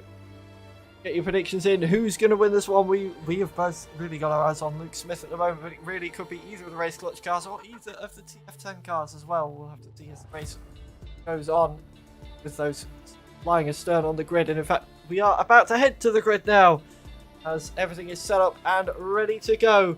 We are finally ready to get on the grid for round 5 of the Global Championship at the Jeddah circuit in Saudi Arabia. 25 laps ahead of us, 30 or 40 minutes or so of racing lies ahead, and what racing we can expect here tonight, Josh. Yeah, definitely. So it's going to be a very interesting 25 laps left to go here, and it's going to be a very, very interesting one as Race Clutch have the upper hand on VSR with 19th and 20th to their name at the moment for the Red Devils, if you like to call them. But it's definitely going to be very, very interesting how this one plays out, and VSR are going to have to play this very, very aggressively at the start if they want to try and find anything out of the Saudi Arabia Grand Prix. But Race Clutch definitely have the upper hand in this one. They're going to have to try and stay out of trouble and just hope to bring home the points to make sure they lead the championship going in towards the next round. But it's definitely going to be a very interesting next 25 laps. So make sure to tune in. This is going to be a very interesting ride. It is indeed, and Race Clutch going to be wanting to replicate what they managed last time out. At the very least, of course, we saw in Azerbaijan. Patrick Sipos and Ruben Pedreño finishing 2nd and 3rd behind Fabrizio Donoso that time out.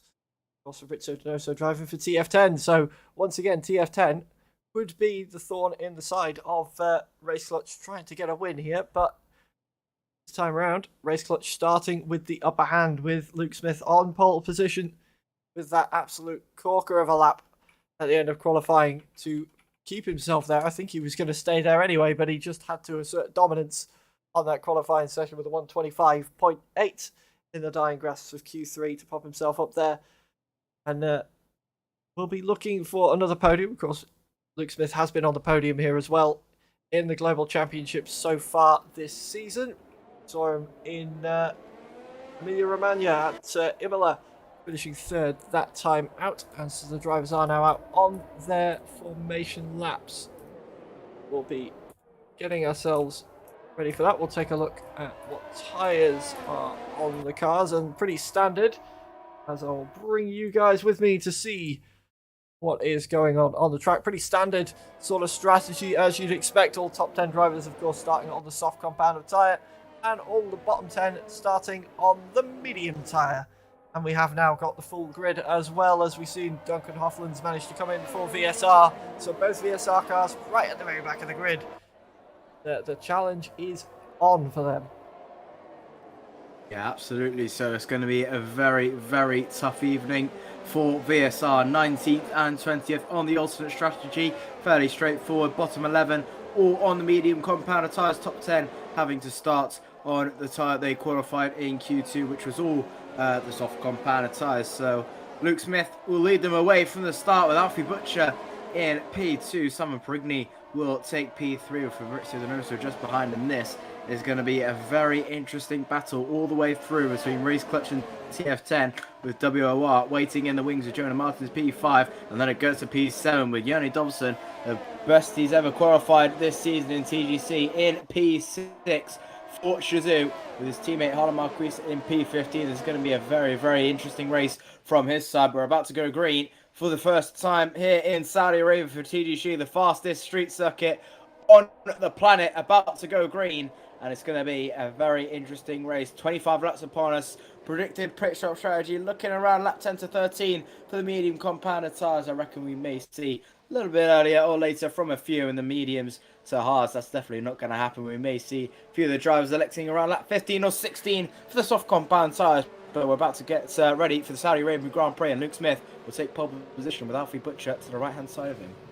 Absolutely will. We'll see Alpine Ferrari lining up on the front of the grid, then everybody else piling in behind as they make their way to the grid boxes. You can see on the far left there, the two Ferraris lining up in second and fourth. We've got those two Alpines in first and third for Race Clutch.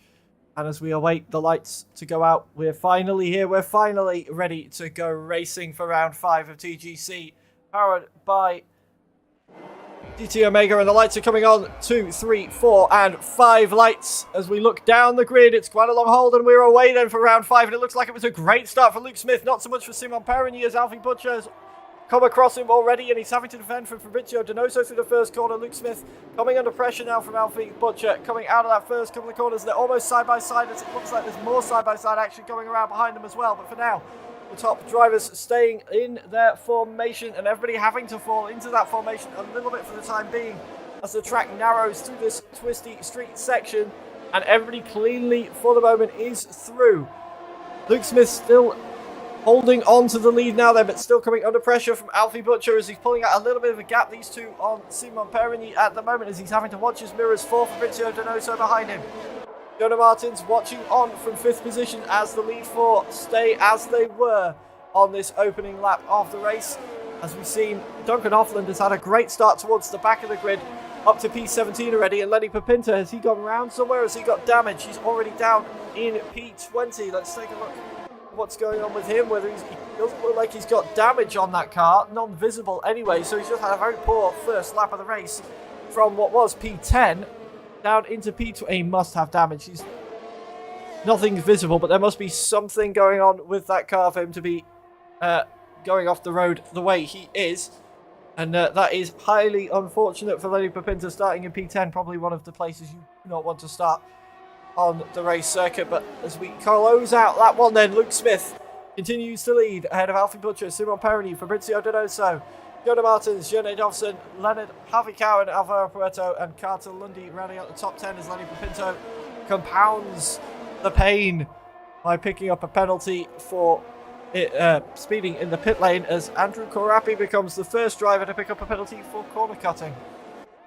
Yeah, and Duncan Hoffland is, after his brilliant start, has seen himself tumble down the order as well. He's had a spin or an incident in towards turn 1, but a fairly civil start off the lights as Luke Smith did get away well. Alfie Butcher continues to follow, but losing a little bit of time through sector 2 and sector 3, about 4.5 tenths gap between Smith and Butcher at the moment, with Perigny waiting in the wings, having a good start as well. Donoso close behind as well, and on record, Donoso will definitely want to have a sniff of that Alpine closer, well, sooner rather than later. He's losing a little bit of time so far, but Perigny doing well to stay with the back of Butcher so far as they make their way under the bridge and in towards Sector 3 once again. Here comes Butcher, DRS not activated until the next lap, so he will have the upper advantage so far as they make their way through the final corner. Here comes Smith closing in as Butcher close behind. Meanwhile, in the background, the two ET8 drivers of Jake Finch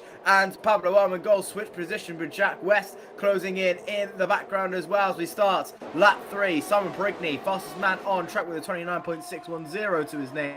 Luke Smith still leads with Butcher in P2, Perigny P3, Donoso P4, followed by Martins, Dovzin, Goetze, Cohen, Huetro and Lundy. Yep, so the top 10 still just about staying as they are. There's a bit of a shuffling going on between all the medium runners in the background as we keep our eyes now on this lead battle with DRS becoming available. And how is Luke Smith going to be able to defend from a charging Alfie Butcher still sitting half a second behind him? Is going to be in that DRS window there. You can see the flap open, just about holding on for now. And I'm wondering, take a look at the battery. That is how he's defending so far. Alfie Butcher with only 30% of that ERS used so far. Luke Smith has used over half of his to try and stay out in front at the moment, and that is a finite resource that Luke Smith is going to have to keep a very, very caring hold of as the race unfolds, because with that DRS behind, he's really going to struggle to keep ahead of Alfie Butcher once he starts running out of that ERS power, and that could be very, very important throughout the race and through this phase especially. As we now see the DRS open once again on that Ferrari, he's using that ERS just to try and keep himself ahead, and does for the time being. But is it going to work every single time?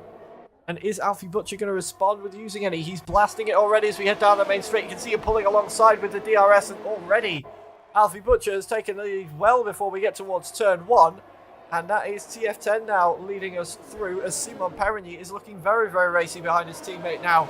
Was almost pushing Luke Smith down the start-finish straight after that move from Alfie Butcher. And he's got plenty of ERS left as well, so this battery usage from Luke Smith early on could drop him a few positions yet.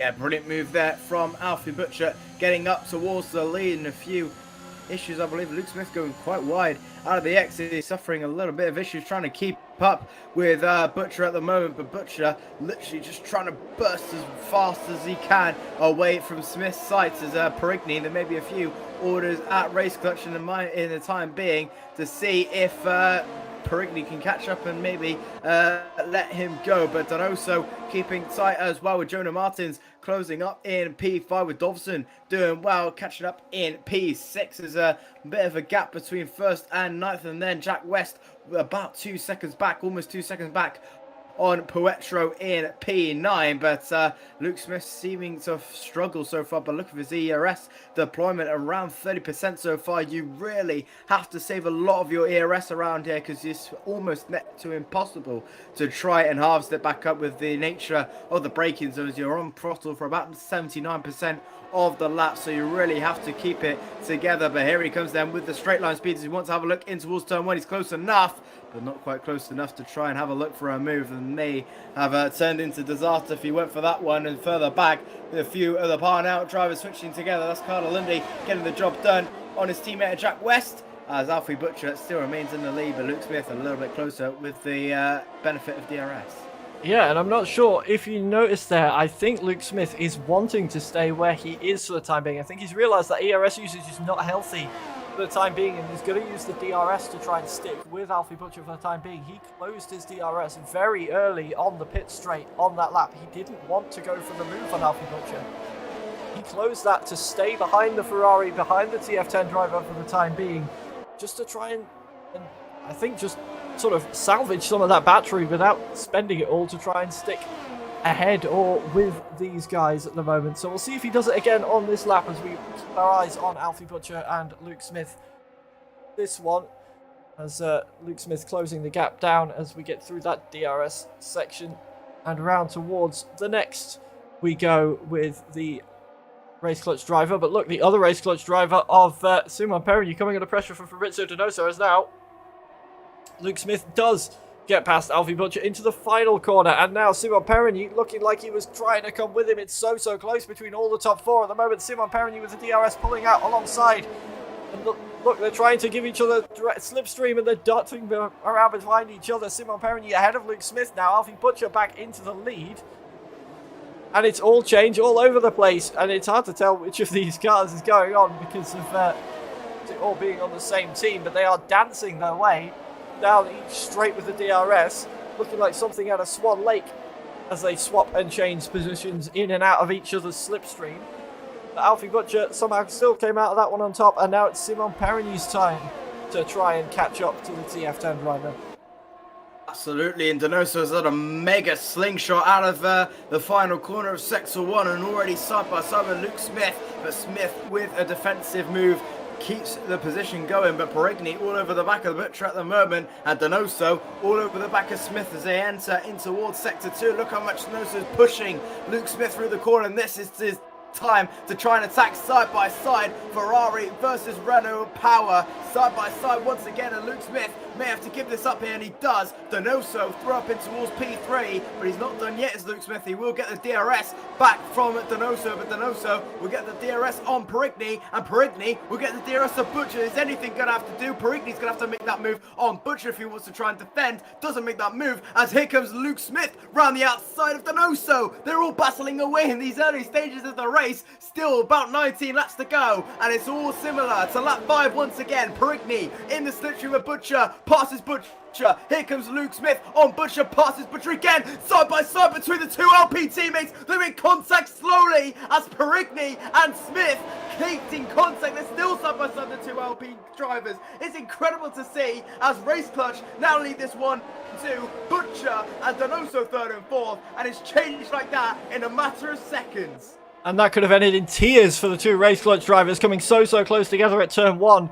But just about everybody manages to get through it unscathed at the moment. Simon Perigny now able to try and run away with it as Luke Smith acts as the rear gunner for his teammate with the two TF10 drivers behind. And keep your eyes on Jonah Martins as well. With all of the scrapping going on, these four have all lost time to the drivers behind. And Jonah Martins is now right on the back of Fabrizio Donoso as well, coming through this middle sector of the lap.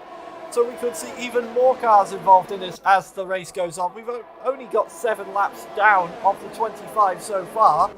And once again, I said it before we came into the race, Jeddah never seems to have failed to provide an incredible race in esports races. And once again, it is providing here with the Race Clutch and the TF10 drivers all driving each other to their limits so far. Everybody's still able to keep going for the time being. Simon Perigny looking like he's a little bit more comfortable this lap, but now as we head out onto the start-finish straight, this is where things could all change.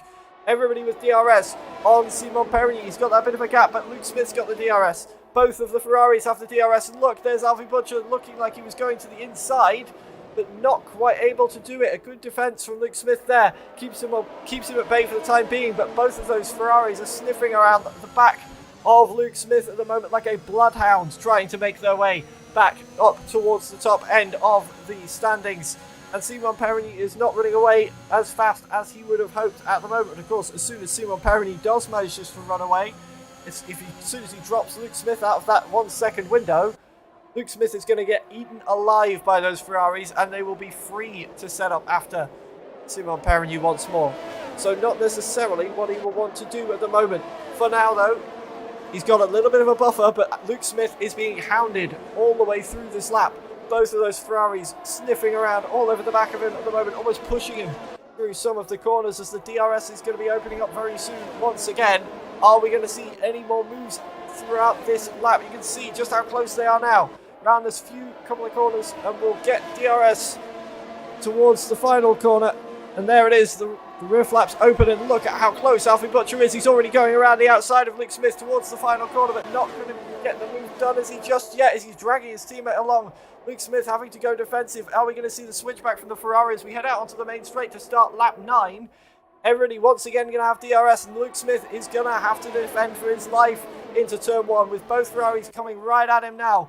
Alfie Butcher looking to the inside. They're side by side into turn 1. We saw this with the Race Clutch drivers a little while ago. They keep it both just on the road. Just a little bit of wheel banging. They're still side by side coming out of that complex. But Alfie Butcher looks like he might have the advantage as we head down towards turn 4. Luke Smith's going to have to give that up.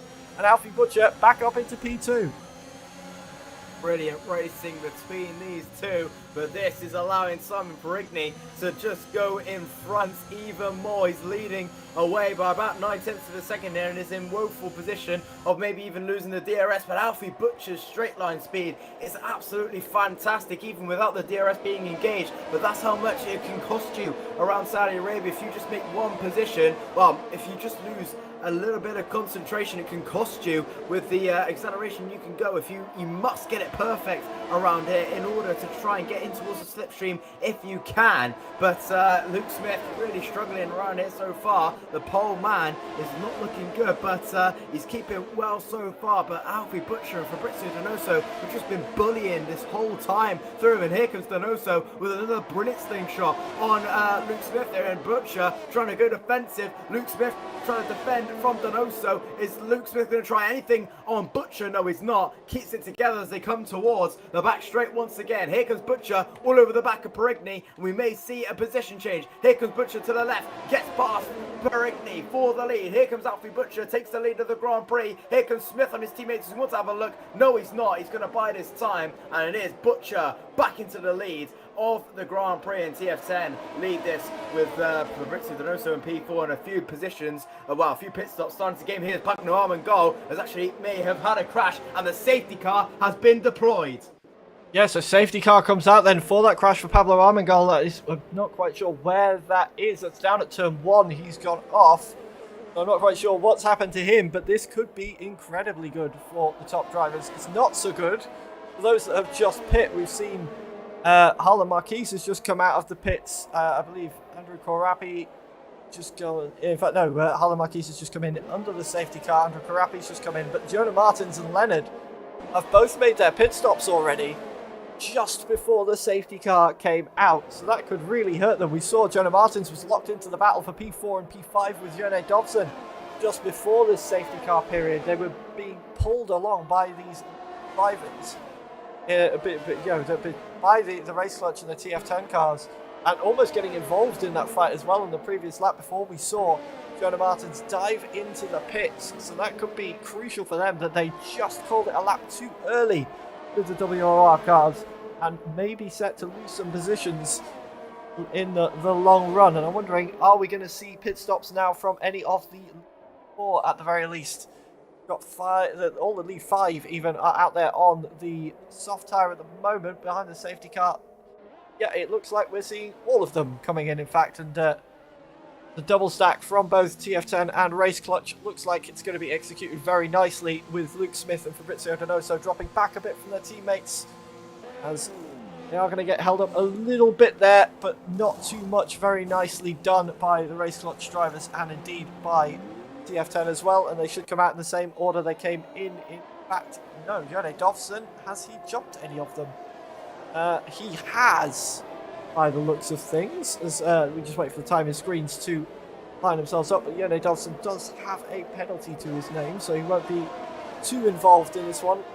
Dobson now is ahead of Fabrizio Donoso. In fact, Fabrizio Donoso jumped Luke Smith in that pit stop somehow, and Alfie Butcher has jumped Simon Perigny as well, by the looks of things, out in the lead. So Alfie Butcher leading now, Simon Perigny P2. Jonah Martins and Leonard, I thought they might have lost a little bit from coming in a lap early. It looks like they might have actually gained some. They have made a stop as well, and they're lying P3 and P4 now.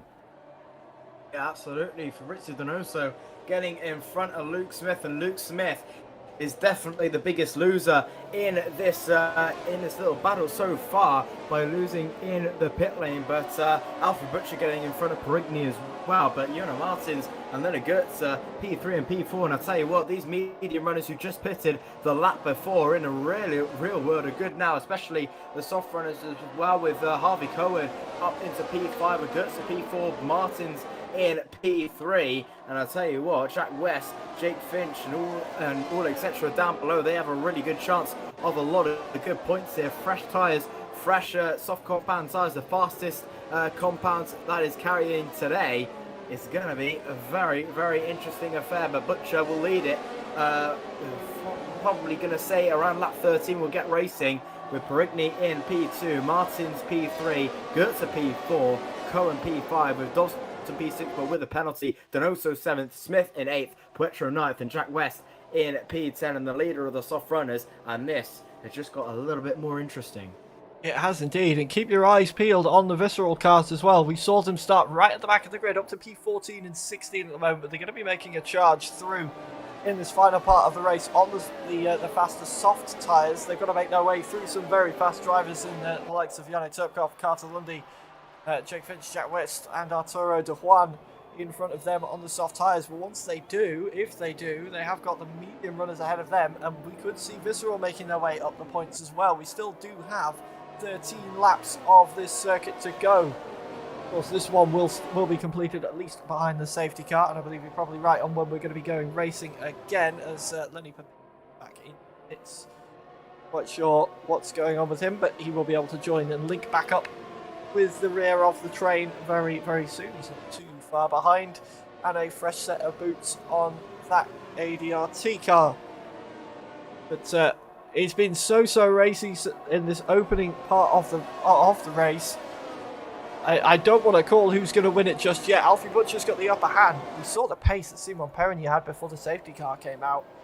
If he can get out in front, we could see him run away with it. We could still see either of the WOR cars take the lead as well. Of course, they are taking what was the positions of Fabrizio Donoso and Luke Smith before the safety car came out in chasing those lead two down. And whether they could be a thorn in the side of either TF10 or Race Clutch this evening as well. Yeah, definitely so. This is going to be very, very interesting until the end, but I think it's a little bit early to call who will be the victor tonight, but we still do have about almost 12, 13 laps of racing still to come, and this is just going to get tighter and tighter by the lap. I'm not sure when we'll go racing. We should be going racing after this lap, and there it is, safety car in this lap. Alfie Butcher will lead them away. He leads the pack and controls the pace. Simon Perigny will be looking to try and clench a little bit closer to the back of Butcher. Martins and all, that's Perigny into the wall, I believe, unless there was a little bit of connection issues on my side. It looked like he went straight towards the wall, and a few incidences on my side. Hopefully it's all okay on your side, but getting a little bit interesting all the way through, but Perigny continuing to get in towards the wall. I think there's a few issues happening, but Butcher will lead them away. When is he going to go is the question, and there he goes there. Butcher leads them away, but Perigny has done a really, really good start off the lights. They're all going to come down in towards turn one, but it is probably going to be Butcher who leads the way into turn one. Perigny is going to have a look to try and make Butcher a little bit nervous. Not going to happen. Butcher leads into turn one. Luke Smith getting the job done, and Donoso crucially into turn one. Brilliant move there as Donoso loses the back end and loses position to Poitras. Maybe even make that Jack West as well. Side by side, Donoso down the inside of Poitras. Brilliant move there by Donoso. Could not get it done. Aggressive but fair. But Donoso losing a position, losing two to Luke Smith and Poitras. Donoso losing two. Luke Smith up one. Butcher leads away after the restart. Yeah, not a good restart for Fabrizio Donoso. He got mugged by Luke Smith, and that really looked like it just rattled him a little bit through the opening sector of this lap. And now he's coming under pressure from Jack West on the soft tyre. He's right at the back of the medium train now, so these soft runners are going to be sniffing at him and gunning for his points as the laps unfold. As we've got yellow flags in the background. Who's that's gone off? It's Andrew Corapi has gone off in the background, coming around turn 13 or 14, I think that is. And we have another safety car. Yeah, another one to boot. Andrew Corapi losing it at the back end. Not sure what happened to the American driver, but we have the second safety car. We haven't really had a lap of racing once again after the first one, so we have another safety car to talk about after this one, and Andrew Corapi losing it in the warm. We might see a few of the medium runners in towards the pits for the softs. We never know, but do they want to keep track position? Butcher, does he come to pits, fakes it, stays out. Perigny stays out, Martin stays out, everyone staying out, not risking track position, and it's probably not worth it. Everyone on fresher tyres, and definitely not worth trying to pit for it. But as I say that, Harlan Marquis is in for a fresh set of the soft compounder tyres, so he comes in for Shizou for the Red Bull team and straps on a fresh set of soft compound tyres, so we should be in around maybe lap 16, I reckon we should be going racing once again. So we'll have about bang on 10 laps of racing, and Butcher still leads not many positions, but Luke Smith looking a little bit better after that restart. Yeah, this plays it quite nicely into the hands, I think, of the soft tyre runners, especially because with the slow running behind the safety car after the first and now the second one, they're going to have a lot more life than they would have expected to be able to play with. They can drive those tyres a lot harder. They don't need to worry about getting them to the end of the race at this point. They could drive the absolute rubber off those wheels in this remaining part. So if they were thinking about having to conserve any pace and maybe thinking they're not going to be able to get through too many positions, that could all change with these two safety cars now. With the extra couple of laps they'll have saved, that could be the difference between pushing through into the points or not for those drivers. So we'll see. Keep our eyes peeled on the likes of Jack West and Jake Finch, lying in P10 and P11 at the moment. They were looking pretty racy on the back of Fabrizio Donoso before the safety car came out. And we'll keep our eyes glued to what happens further back, as well as we keep our eyes glued to what happens right here at the front. Alfie Butcher still leading from Simon Perigny at the moment, and the two WOR cars just behind. And Luke Smith trying to make his way back up to this lead pack after losing out a little bit for the double stack after the first safety car came out. When he came into the pits, he was held up just momentarily by his teammate also coming into the pits, and that has cost him dearly, as it did with Fabrizio Donoso. So just waiting for the safety car to come in now as we get a great view across the scenery of the Jeddah Corny circuit. Watch the field make their way around the final corner behind the safety car. Lots of bright lights and sparkles here. But what's sparkling to me is the racing we've seen here so far this evening. It's been absolutely incredible, the racing we've had so far. And it's been so close, but also really, really respectful and clean between the drivers. We haven't really seen any dirty moves or any nudging off the road as everybody is fighting fair and fighting on pace and pace alone so far this evening. It has been great to see, and we've still got 10 more laps of that to come.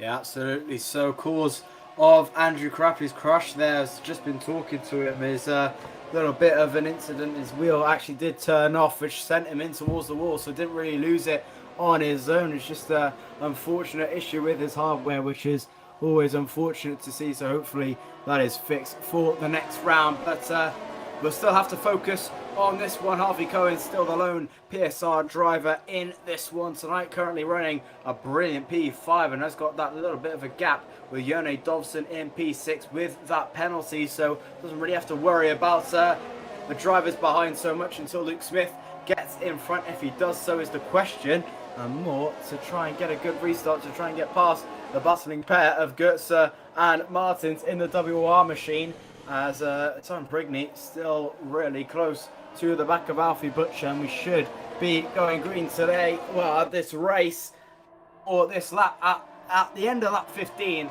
and on towards lap 16. 10 laps of racing still to come, with Butcher leading, Perigny in P2, Martins in P3, the top 9 all pitting for the fresh mediums, and the bottom 10 all on soft compound tyres. Harlan Marquis decided to go decided to pit under that safety car. The only pit stop of that safety car was by him for the fresh set of soft compound tyres. Safety car is in this lap.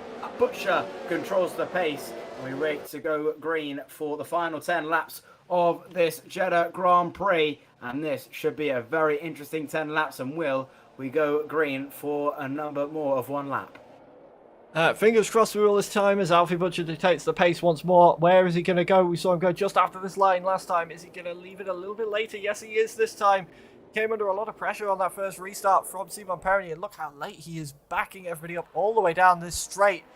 And now he goes, and Simon Perigny is right with him, as is Jonah Martins and Leonard right behind him as well. Look at Harvey Cowan already right on the back of Leonard on this restart, side by side in the background as we keep our eyes peeled. And what is going on there with Harvey Cowan? We've got Luke Smith and Jone Dobson also having a bit of side-by-side battling. Alvaro Puerto and Jake Finch having a battle as well, as Fabrizio Donoso is holding on to P8 for the moment. Jake Finch, Jack West have moved up ahead of Alvaro Puerto now on the medium tyres. Those soft runners are starting their charge, and Alfie Butcher's had a good restart, good opening part of this restart lap. He's managed to move up to 6/10 ahead of Simon Perigny at the moment. That same sort of a gap that Simon Perigny has to Jonas Martins, so they're all sort of holding station at the moment. But of course, we won't have DRS for 2 more laps after the safety car has come in, and then we will start to see how the tactics unfold. Jonas Dobson is looking like he's getting pretty racy behind Harvey Cowan at the moment, as well as Jack West looking at the back of Fabrizio Donoso, around the outside of Fabrizio Donoso, now taking the inside. There's contact between them, and they touch the wall. Was there any damage there to the AlphaTauri? It looked like there might have been. They touched wheels just a little bit, and it upset both cars. You saw the wiggle, you saw the AlphaTauri of Jack West clip that wall. Looks like he's just about got away with it even. Possibly the luckiest driver we've got on circuit, as he's once again now lining up a move on Fabrizio Donoso into the inside of the final corner. Once again running side by side on the exit, giving him the space as we see the move as well with Luke Smith and Jonas Dobson just up front. And that's 3 wide down the main straight as Luke Smith is looking to get back to where he was, 3 wide alongside Jonas Dobson and Harvey Cowan, and he moves up past all of them into P5. And what a move from Luke Smith. Beautiful move there from Luke Smith. 3 wide affair, getting 2 into 1. Daniel Ricciardo style. What a move from the youngster Luke Smith, getting the job done. Harvey Cowan looking a little bit shaken off, missing the apex there, and falling into the clutches of Jack West and Fabrizio Donoso. No love lost between those two, and Jack West already looking to try and get past Harvey Cowan. Down the inside goes Jack West, gets the job done, easily dispatched. Goes the Parnell driver. Now Fabrizio Donoso is next on, well, Harvey Cowan is next on Donoso's hit list as well. Jack West is closing up to Jonas Dobson as well, but Butcher still remains in the lead, bustling all the way through. As a little bit of contact between Papinsa as well. Harm Marquis, Yanni Tripkov and Jake Finch all in a little bit of incidences as well. Unfortunate to see for them. They're about 22 seconds down the field, but it's still mega bustling all the way through. And here comes Donoso, all closing up between Harvey Cowan as well. Does he want to have a look down the inside if he's close enough? He's gaining all the way down the inside. Goes the Chilean driver on Harvey Cowan. It's very, very tight between the two. Side by side action, a little bit of glitching between the two. Side by side once again. Donoso peels in towards the slipstream. Left hand side he goes for. Harvey Cowan's going to shove in the door if he can. Side by side once again. Down the inside goes Donoso. Cowan is round the outside as well, which turns into the inside. They're still side by side as they head up towards 3 and 5. Donoso versus Cowan as also Carter Lindy getting into this battle. Carter Lindy's got Cowan, and he may have a look at Donoso as well. Having a look down the inside, not going to work. Carter Lindy gets in front of Cowan, and Carter Lindy up into P9, Donoso up into P8, all battling away at lap 18 and 25, and Cowan maybe looking a little bit worse for wear at the moment. Carter Lundy absolutely flying out there on the soft tyres, as is his teammate Jack West, who's just got past Jonas Dobson as well. But Carter Lundy looking like he was trying to steal the positions away there. He was just watching that little battle unfold in front of him and thought, well, thank you very much. I'll have one of those. And past Harvey Cowan he went, and Fabrizio Donoso having to defend for his life to keep Carter Lundy behind him, but does so for now. But with the soft tyre on that AlphaTauri, you have to think it's a matter of when, not if, for these two when they change positions, as Jack West now is setting off after Luke Smith for P5. He's had an absolute brilliant restart since the safety car on the soft tyre, scything through the top 10, having been right on the back of them to begin with. And look at how close he is on the back of Luke Smith already. We've got DRS now as well, don't forget, but Luke Smith has got DRS on Leonard. As Jack West sets the fastest lap of the race, he was looking to the inside. He's not quite close enough for the time being, as you can see how close the top 3 are getting as well. Alfie Butcher still winning from Simon Perigny and Jonas Martins at the minute, but it could be all change between these guys as they're all pushing each other around the track. Nose to tail almost through the first corner, and Alfie Butcher once again finding himself just a little bit of breathing room into the middle sector. Half a second gap now to Simon Perigny, who's got about the same back. But that will fall very, very quickly as Jake Finch, way back in P16, sets the fastest lap of the race at 28.7. Somewhat off the pace of what we saw in qualifying, but now Jack West, who had that fastest lap beforehand, is all over the back of Luke Smith. He is pushing Luke Smith around the corners here on the soft tyre. You can see just how much more pace he's got. He's looking to the inside there. This is a really tricky place if he wants to try and go for the overtake. I don't think he did. No, he's settled back in behind the Alpine for now. But as we head down through the middle sector of the lap, he is looking anywhere to try and find space to slot that car. But nothing doing right now. Luke Smith putting his car in all the right places, but soon enough, the DRS is going to open. Here we go. And there aren't going to be many places that Luke Smith can put the car. Luke Smith will have DRS on Leonard and is right behind Leonard. In fact, is he going to the inside? No, he's going around the outside. And there's contact between the two of them and they clash. Luke Smith into the side of Leonard. Leonard, whether he was not making the corner, I'm not quite sure what was going on there, but they made contact and Leonard goes around. Luke Smith just about holds onto it, but no doubt has damage. And Jack West, what he thought was going to have to be a bit of a move he had made there. And like Moses parting the waves around the final corner. Now he's back on to the rear of the other WOR cars. We've got more yellow flags out in sector 1. Is that for that's for Leonard, possibly moving around a little bit slowly with a bit of damage perhaps. But that is so unfortunate for the WOR driver into the final corner, as we're now taking a look at Jack West coming up the inside of Jonah Martins. And that is P3 now for Jack West on the soft tyres. We said he had pace. He was sliding through the medium runners. And what we thought was going to be a TF10 or race clutch victory, Jack West could be looking to come along and steal it with 5 laps left.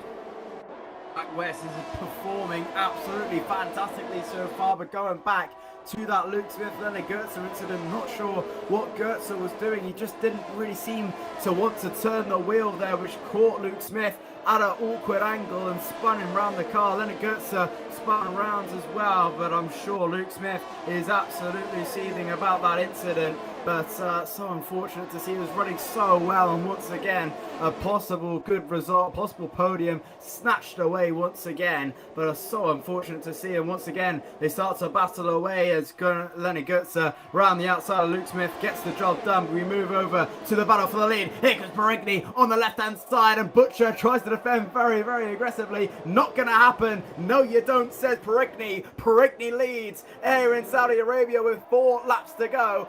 But Jack West is looking the hot dog here. He's trying to look down the inside if he can in the next couple of laps. And Alfie Butcher is his next target. And Simon Perigny in P1 is looking a little bit decent at the moment. But Jack West can definitely win this race from here, from 14th on the grid.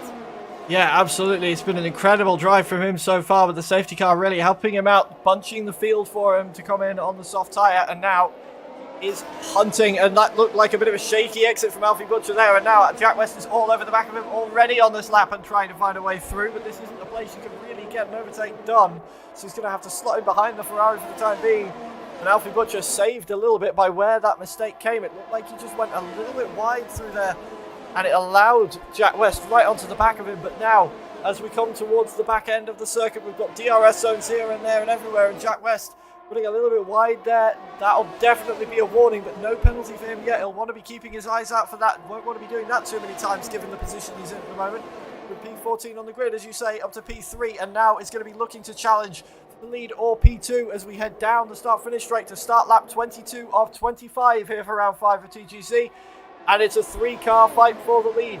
Jack West has the tyre advantage, but we've seen Simon Perigny and Alfie Butcher battling all the way along. They're battling right now as well as Alfie Butcher retakes the lead into the first corner. The help of the DRS allows them to just size by Simon Perigny, who now has to deal with Jack West himself. And Jack West just watching these two for the time being, as everybody will be doing some 300 IQ calculations in their head about where they want to be on the final lap of the race. Given the way the DRS is playing out on this, where do you want to be on the final lap of the race? Probably not leading, unless you've got a lot of ERS left, I would imagine, but that will be the thoughts that we're going through these drivers' heads now as we close in on the end part of this race. The P2 may be the place to be, so who is going to be starting the final lap of the race in P2? We've got a couple more laps to decide that one. Currently it's Simon Perigny, but Jack West is getting very close to the back of him once again through this sector. This is where the soft tyre has so much more grip, but there's not a lot of places to overtake. It looked like he was going for the inside there, but he couldn't really get past. It's not a place you can fit 2 cars, so he had to follow through. And now with the DRS, Where is he going to be able to make a move, if at all? Simon Perroney's dropped back a little bit now from Alfie Butcher, but not by too much with the DRS. In fact, he's going for a move into the final corner. He was quite far back. And look at that side by side in the background. That's Jonny Dobson. And and that's Simon Perroney's gone around.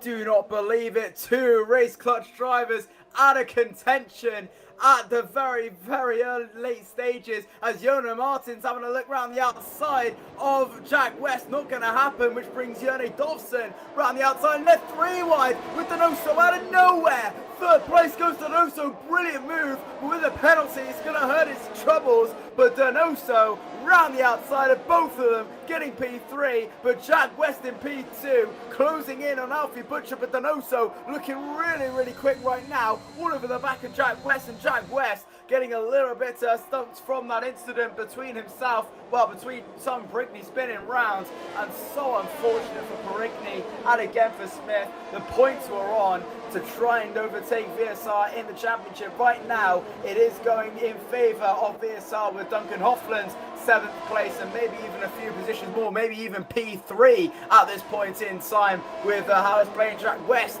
with a penalty later on as well. Alfie Butcher looking to try and take the win on debut, but this is going to be very, very tight to see who takes P2 on track. Already Donoso side by side with Jack West. Thank you very much. TF10 1-2. Jonas Martins says thank you very much. Makes it a WR on the podium. Jonny Dobson says thank you very much. Into P5, but they're still battling away. Very, very tight. Jack West round the outside, in towards the wall. Hits the wall. Goodbye to Jack West. And a front wing damage for the Welshman. He's in towards the wall. It was looking so good as well. Jack West with damage near the end between Bartholomew and Dobson with 2 laps to go, and West out of contention for the podium. I do not believe what we've just seen in these final 2 laps.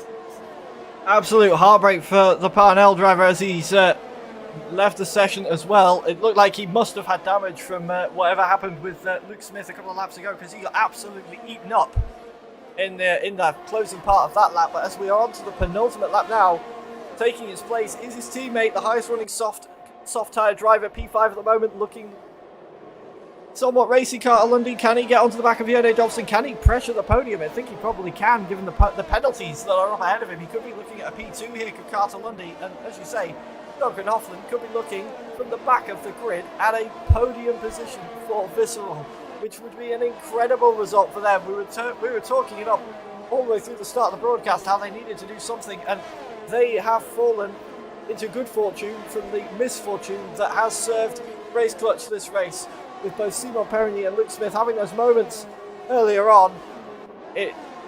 As Jake Finch has now left the session as well, with a retirement into the pit lane so that won't cause any safety cars, but was round the final corner onto the final lap of the race. It is still Alfie Butcher out front at the moment, but Fabrizio Donoso is closing in on him, even with a penalty to his name. It looks like they're going to get a bit racy, the 2 TF10 drivers, but Jonas Martins is right there too, and they are equal on penalties, those 2, so keep your eyes on Fabrizio Donoso and Jonas Martins on this final lap of the race, because this will be for position, wherever that position may be, down the grid with the penalties applied. Jonny Dobson's a little bit further back, and then Carter Lundy looking like he's going to take a solid P2 the way things stand at the moment, if he keeps within 3 seconds of Fabrizio Donoso. But Donoso is being pulled along by Alfie Butcher now, who hasn't put a foot wrong Alfie Butcher this race. He's defended, he's attacked, and he's going to take a victory for his troubles. Just half the track to go then.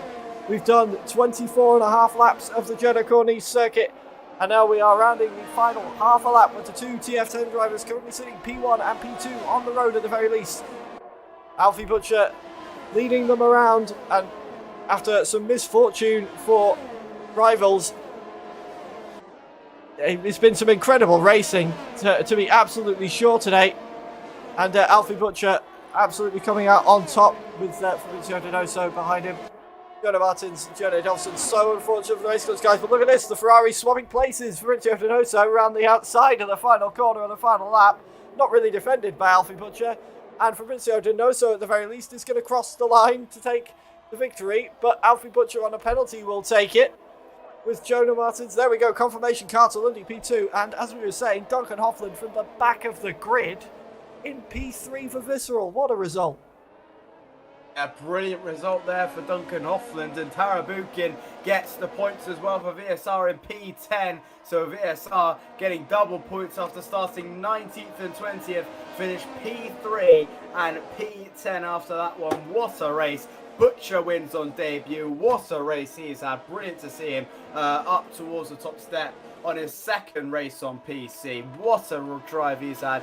Carter Lundy finishes P2 from P12 on the grid. Duncan Hoffland third from P20. Donoso P4 with Cohen P5 in the end. Peretro in 6th. Dobson 7th. One to 1/8. Tarabukin gets 9th. Gertzer in 7th. I believe Luke Smith does have an unfair penalty, but what a drive. And that's that. Alfie Butcher is your race winner here in TGC for the first time, and an absolutely fantastic race he's had. Absolutely, and so too did Duncan Hoffland, as the game recognises him as driver of the day from the back of the grid, and one of those I would perhaps agree with. Everybody really just drove so well here, but Duncan Hoffland played the strategy perfectly from the back of the grid, made the positions when he needed to, finish on the podium. But we've seen great driving up and down, and as is probably tradition in league racing, the stewards are probably going to be quite busy after this one. But one thing that will not be changed is Alfie Butcher's win here. Didn't put a foot wrong and has taken away the race win for it. Confirmation then of Alfie Butcher's race win from second on the grid for TF10, with Carter Lundy coming home a very strong P2. Parnell, Duncan Hoffland, Visceral in P3. The other TF10, Fabrizio Donoso P4 with Harvey Cowan P5 and Alvaro Puerto P6. Yone Dovson P7. Arturo finishing P8. P8 for FVR, just ahead of Andrei Tarabukin P9. Leonard P10. Jonah Martins P11. Yone Turkov P12. Simon Perroni, we saw him have that incident earlier on in the race, dropped down to P13 in the end with Harlan Marquis just behind him. And Luke Smith, the other race clutch driver, having his issues in P15.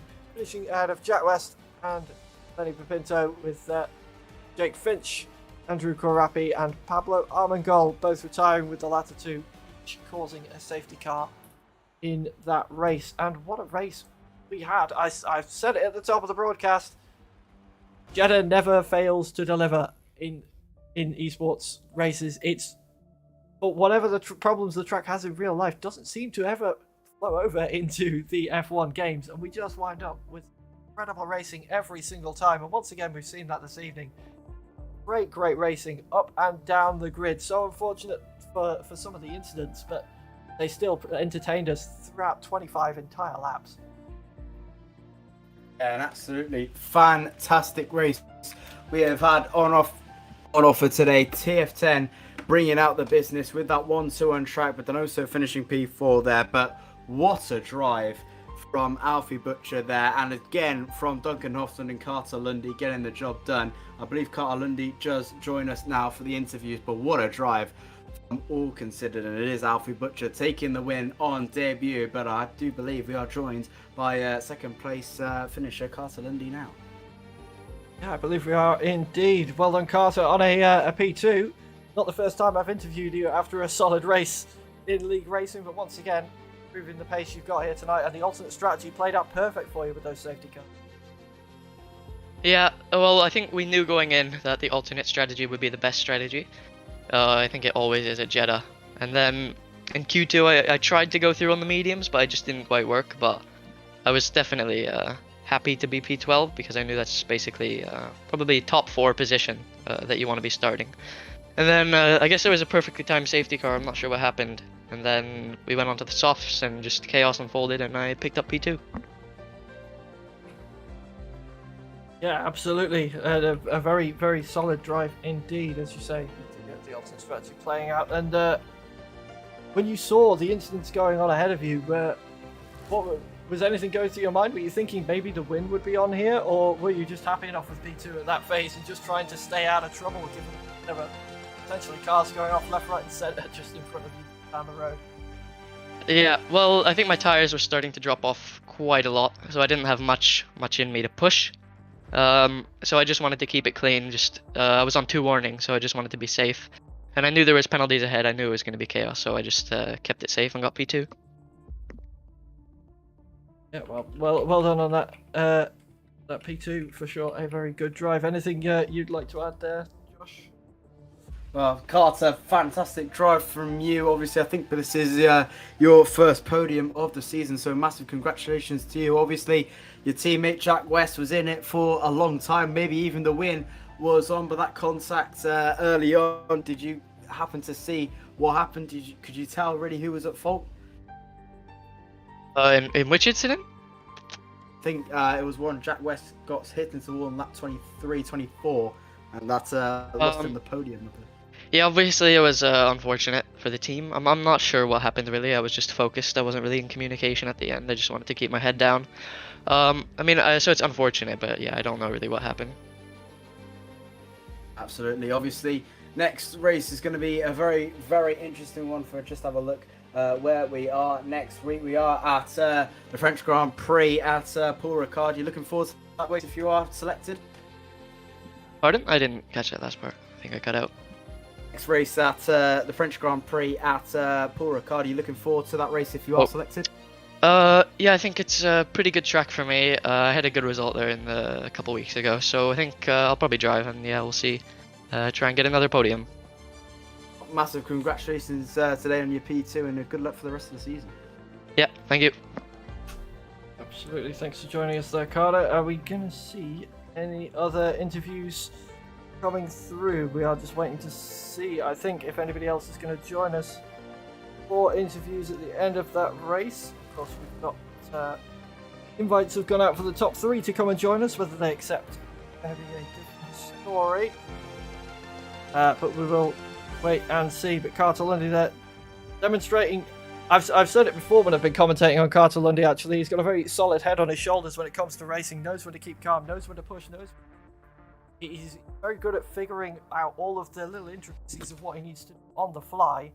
And yeah, just demonstrating that once again to us there in the interview, showing how much you've got to think about in these races, and how much you can think about in these races towards the end. Just head clear, keeping his head down, knowing the state of his tyres, and maybe a bit too risky to push with the warnings and so on.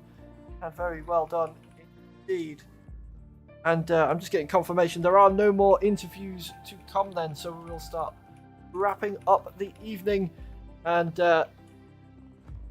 just summing up what has happened here in Jeddah. Another fantastic race with some very unfortunate incidents, a couple of safety cars as probably expected around a street circuit, but some great racing up and down the field, Josh. And I have to say, I'm very impressed with my first run out here for TGC, and I hope there are many more to come.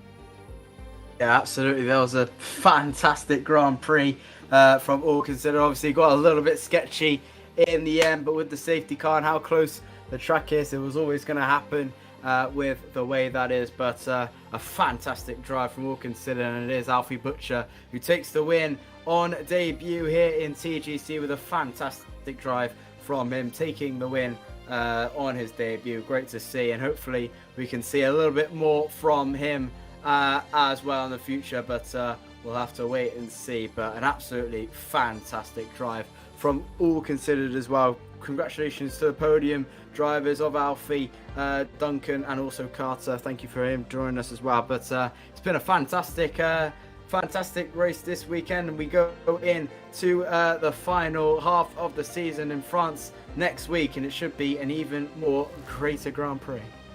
Absolutely, it will be indeed. So make sure to set your calendars for the 24th next week as we head out to Paul Ricard. And speaking of Paul, that was a perfect segue into the entrance. My name has been Paul Zytrix. It's been an absolute pleasure to join you tonight, Josh, for the Jeddah Grand Prix Round 5 of the Global Championship powered by GT Omega. What a race we have had. Thank you all for joining and as well, and watching and sticking with us. And we will see you all next week.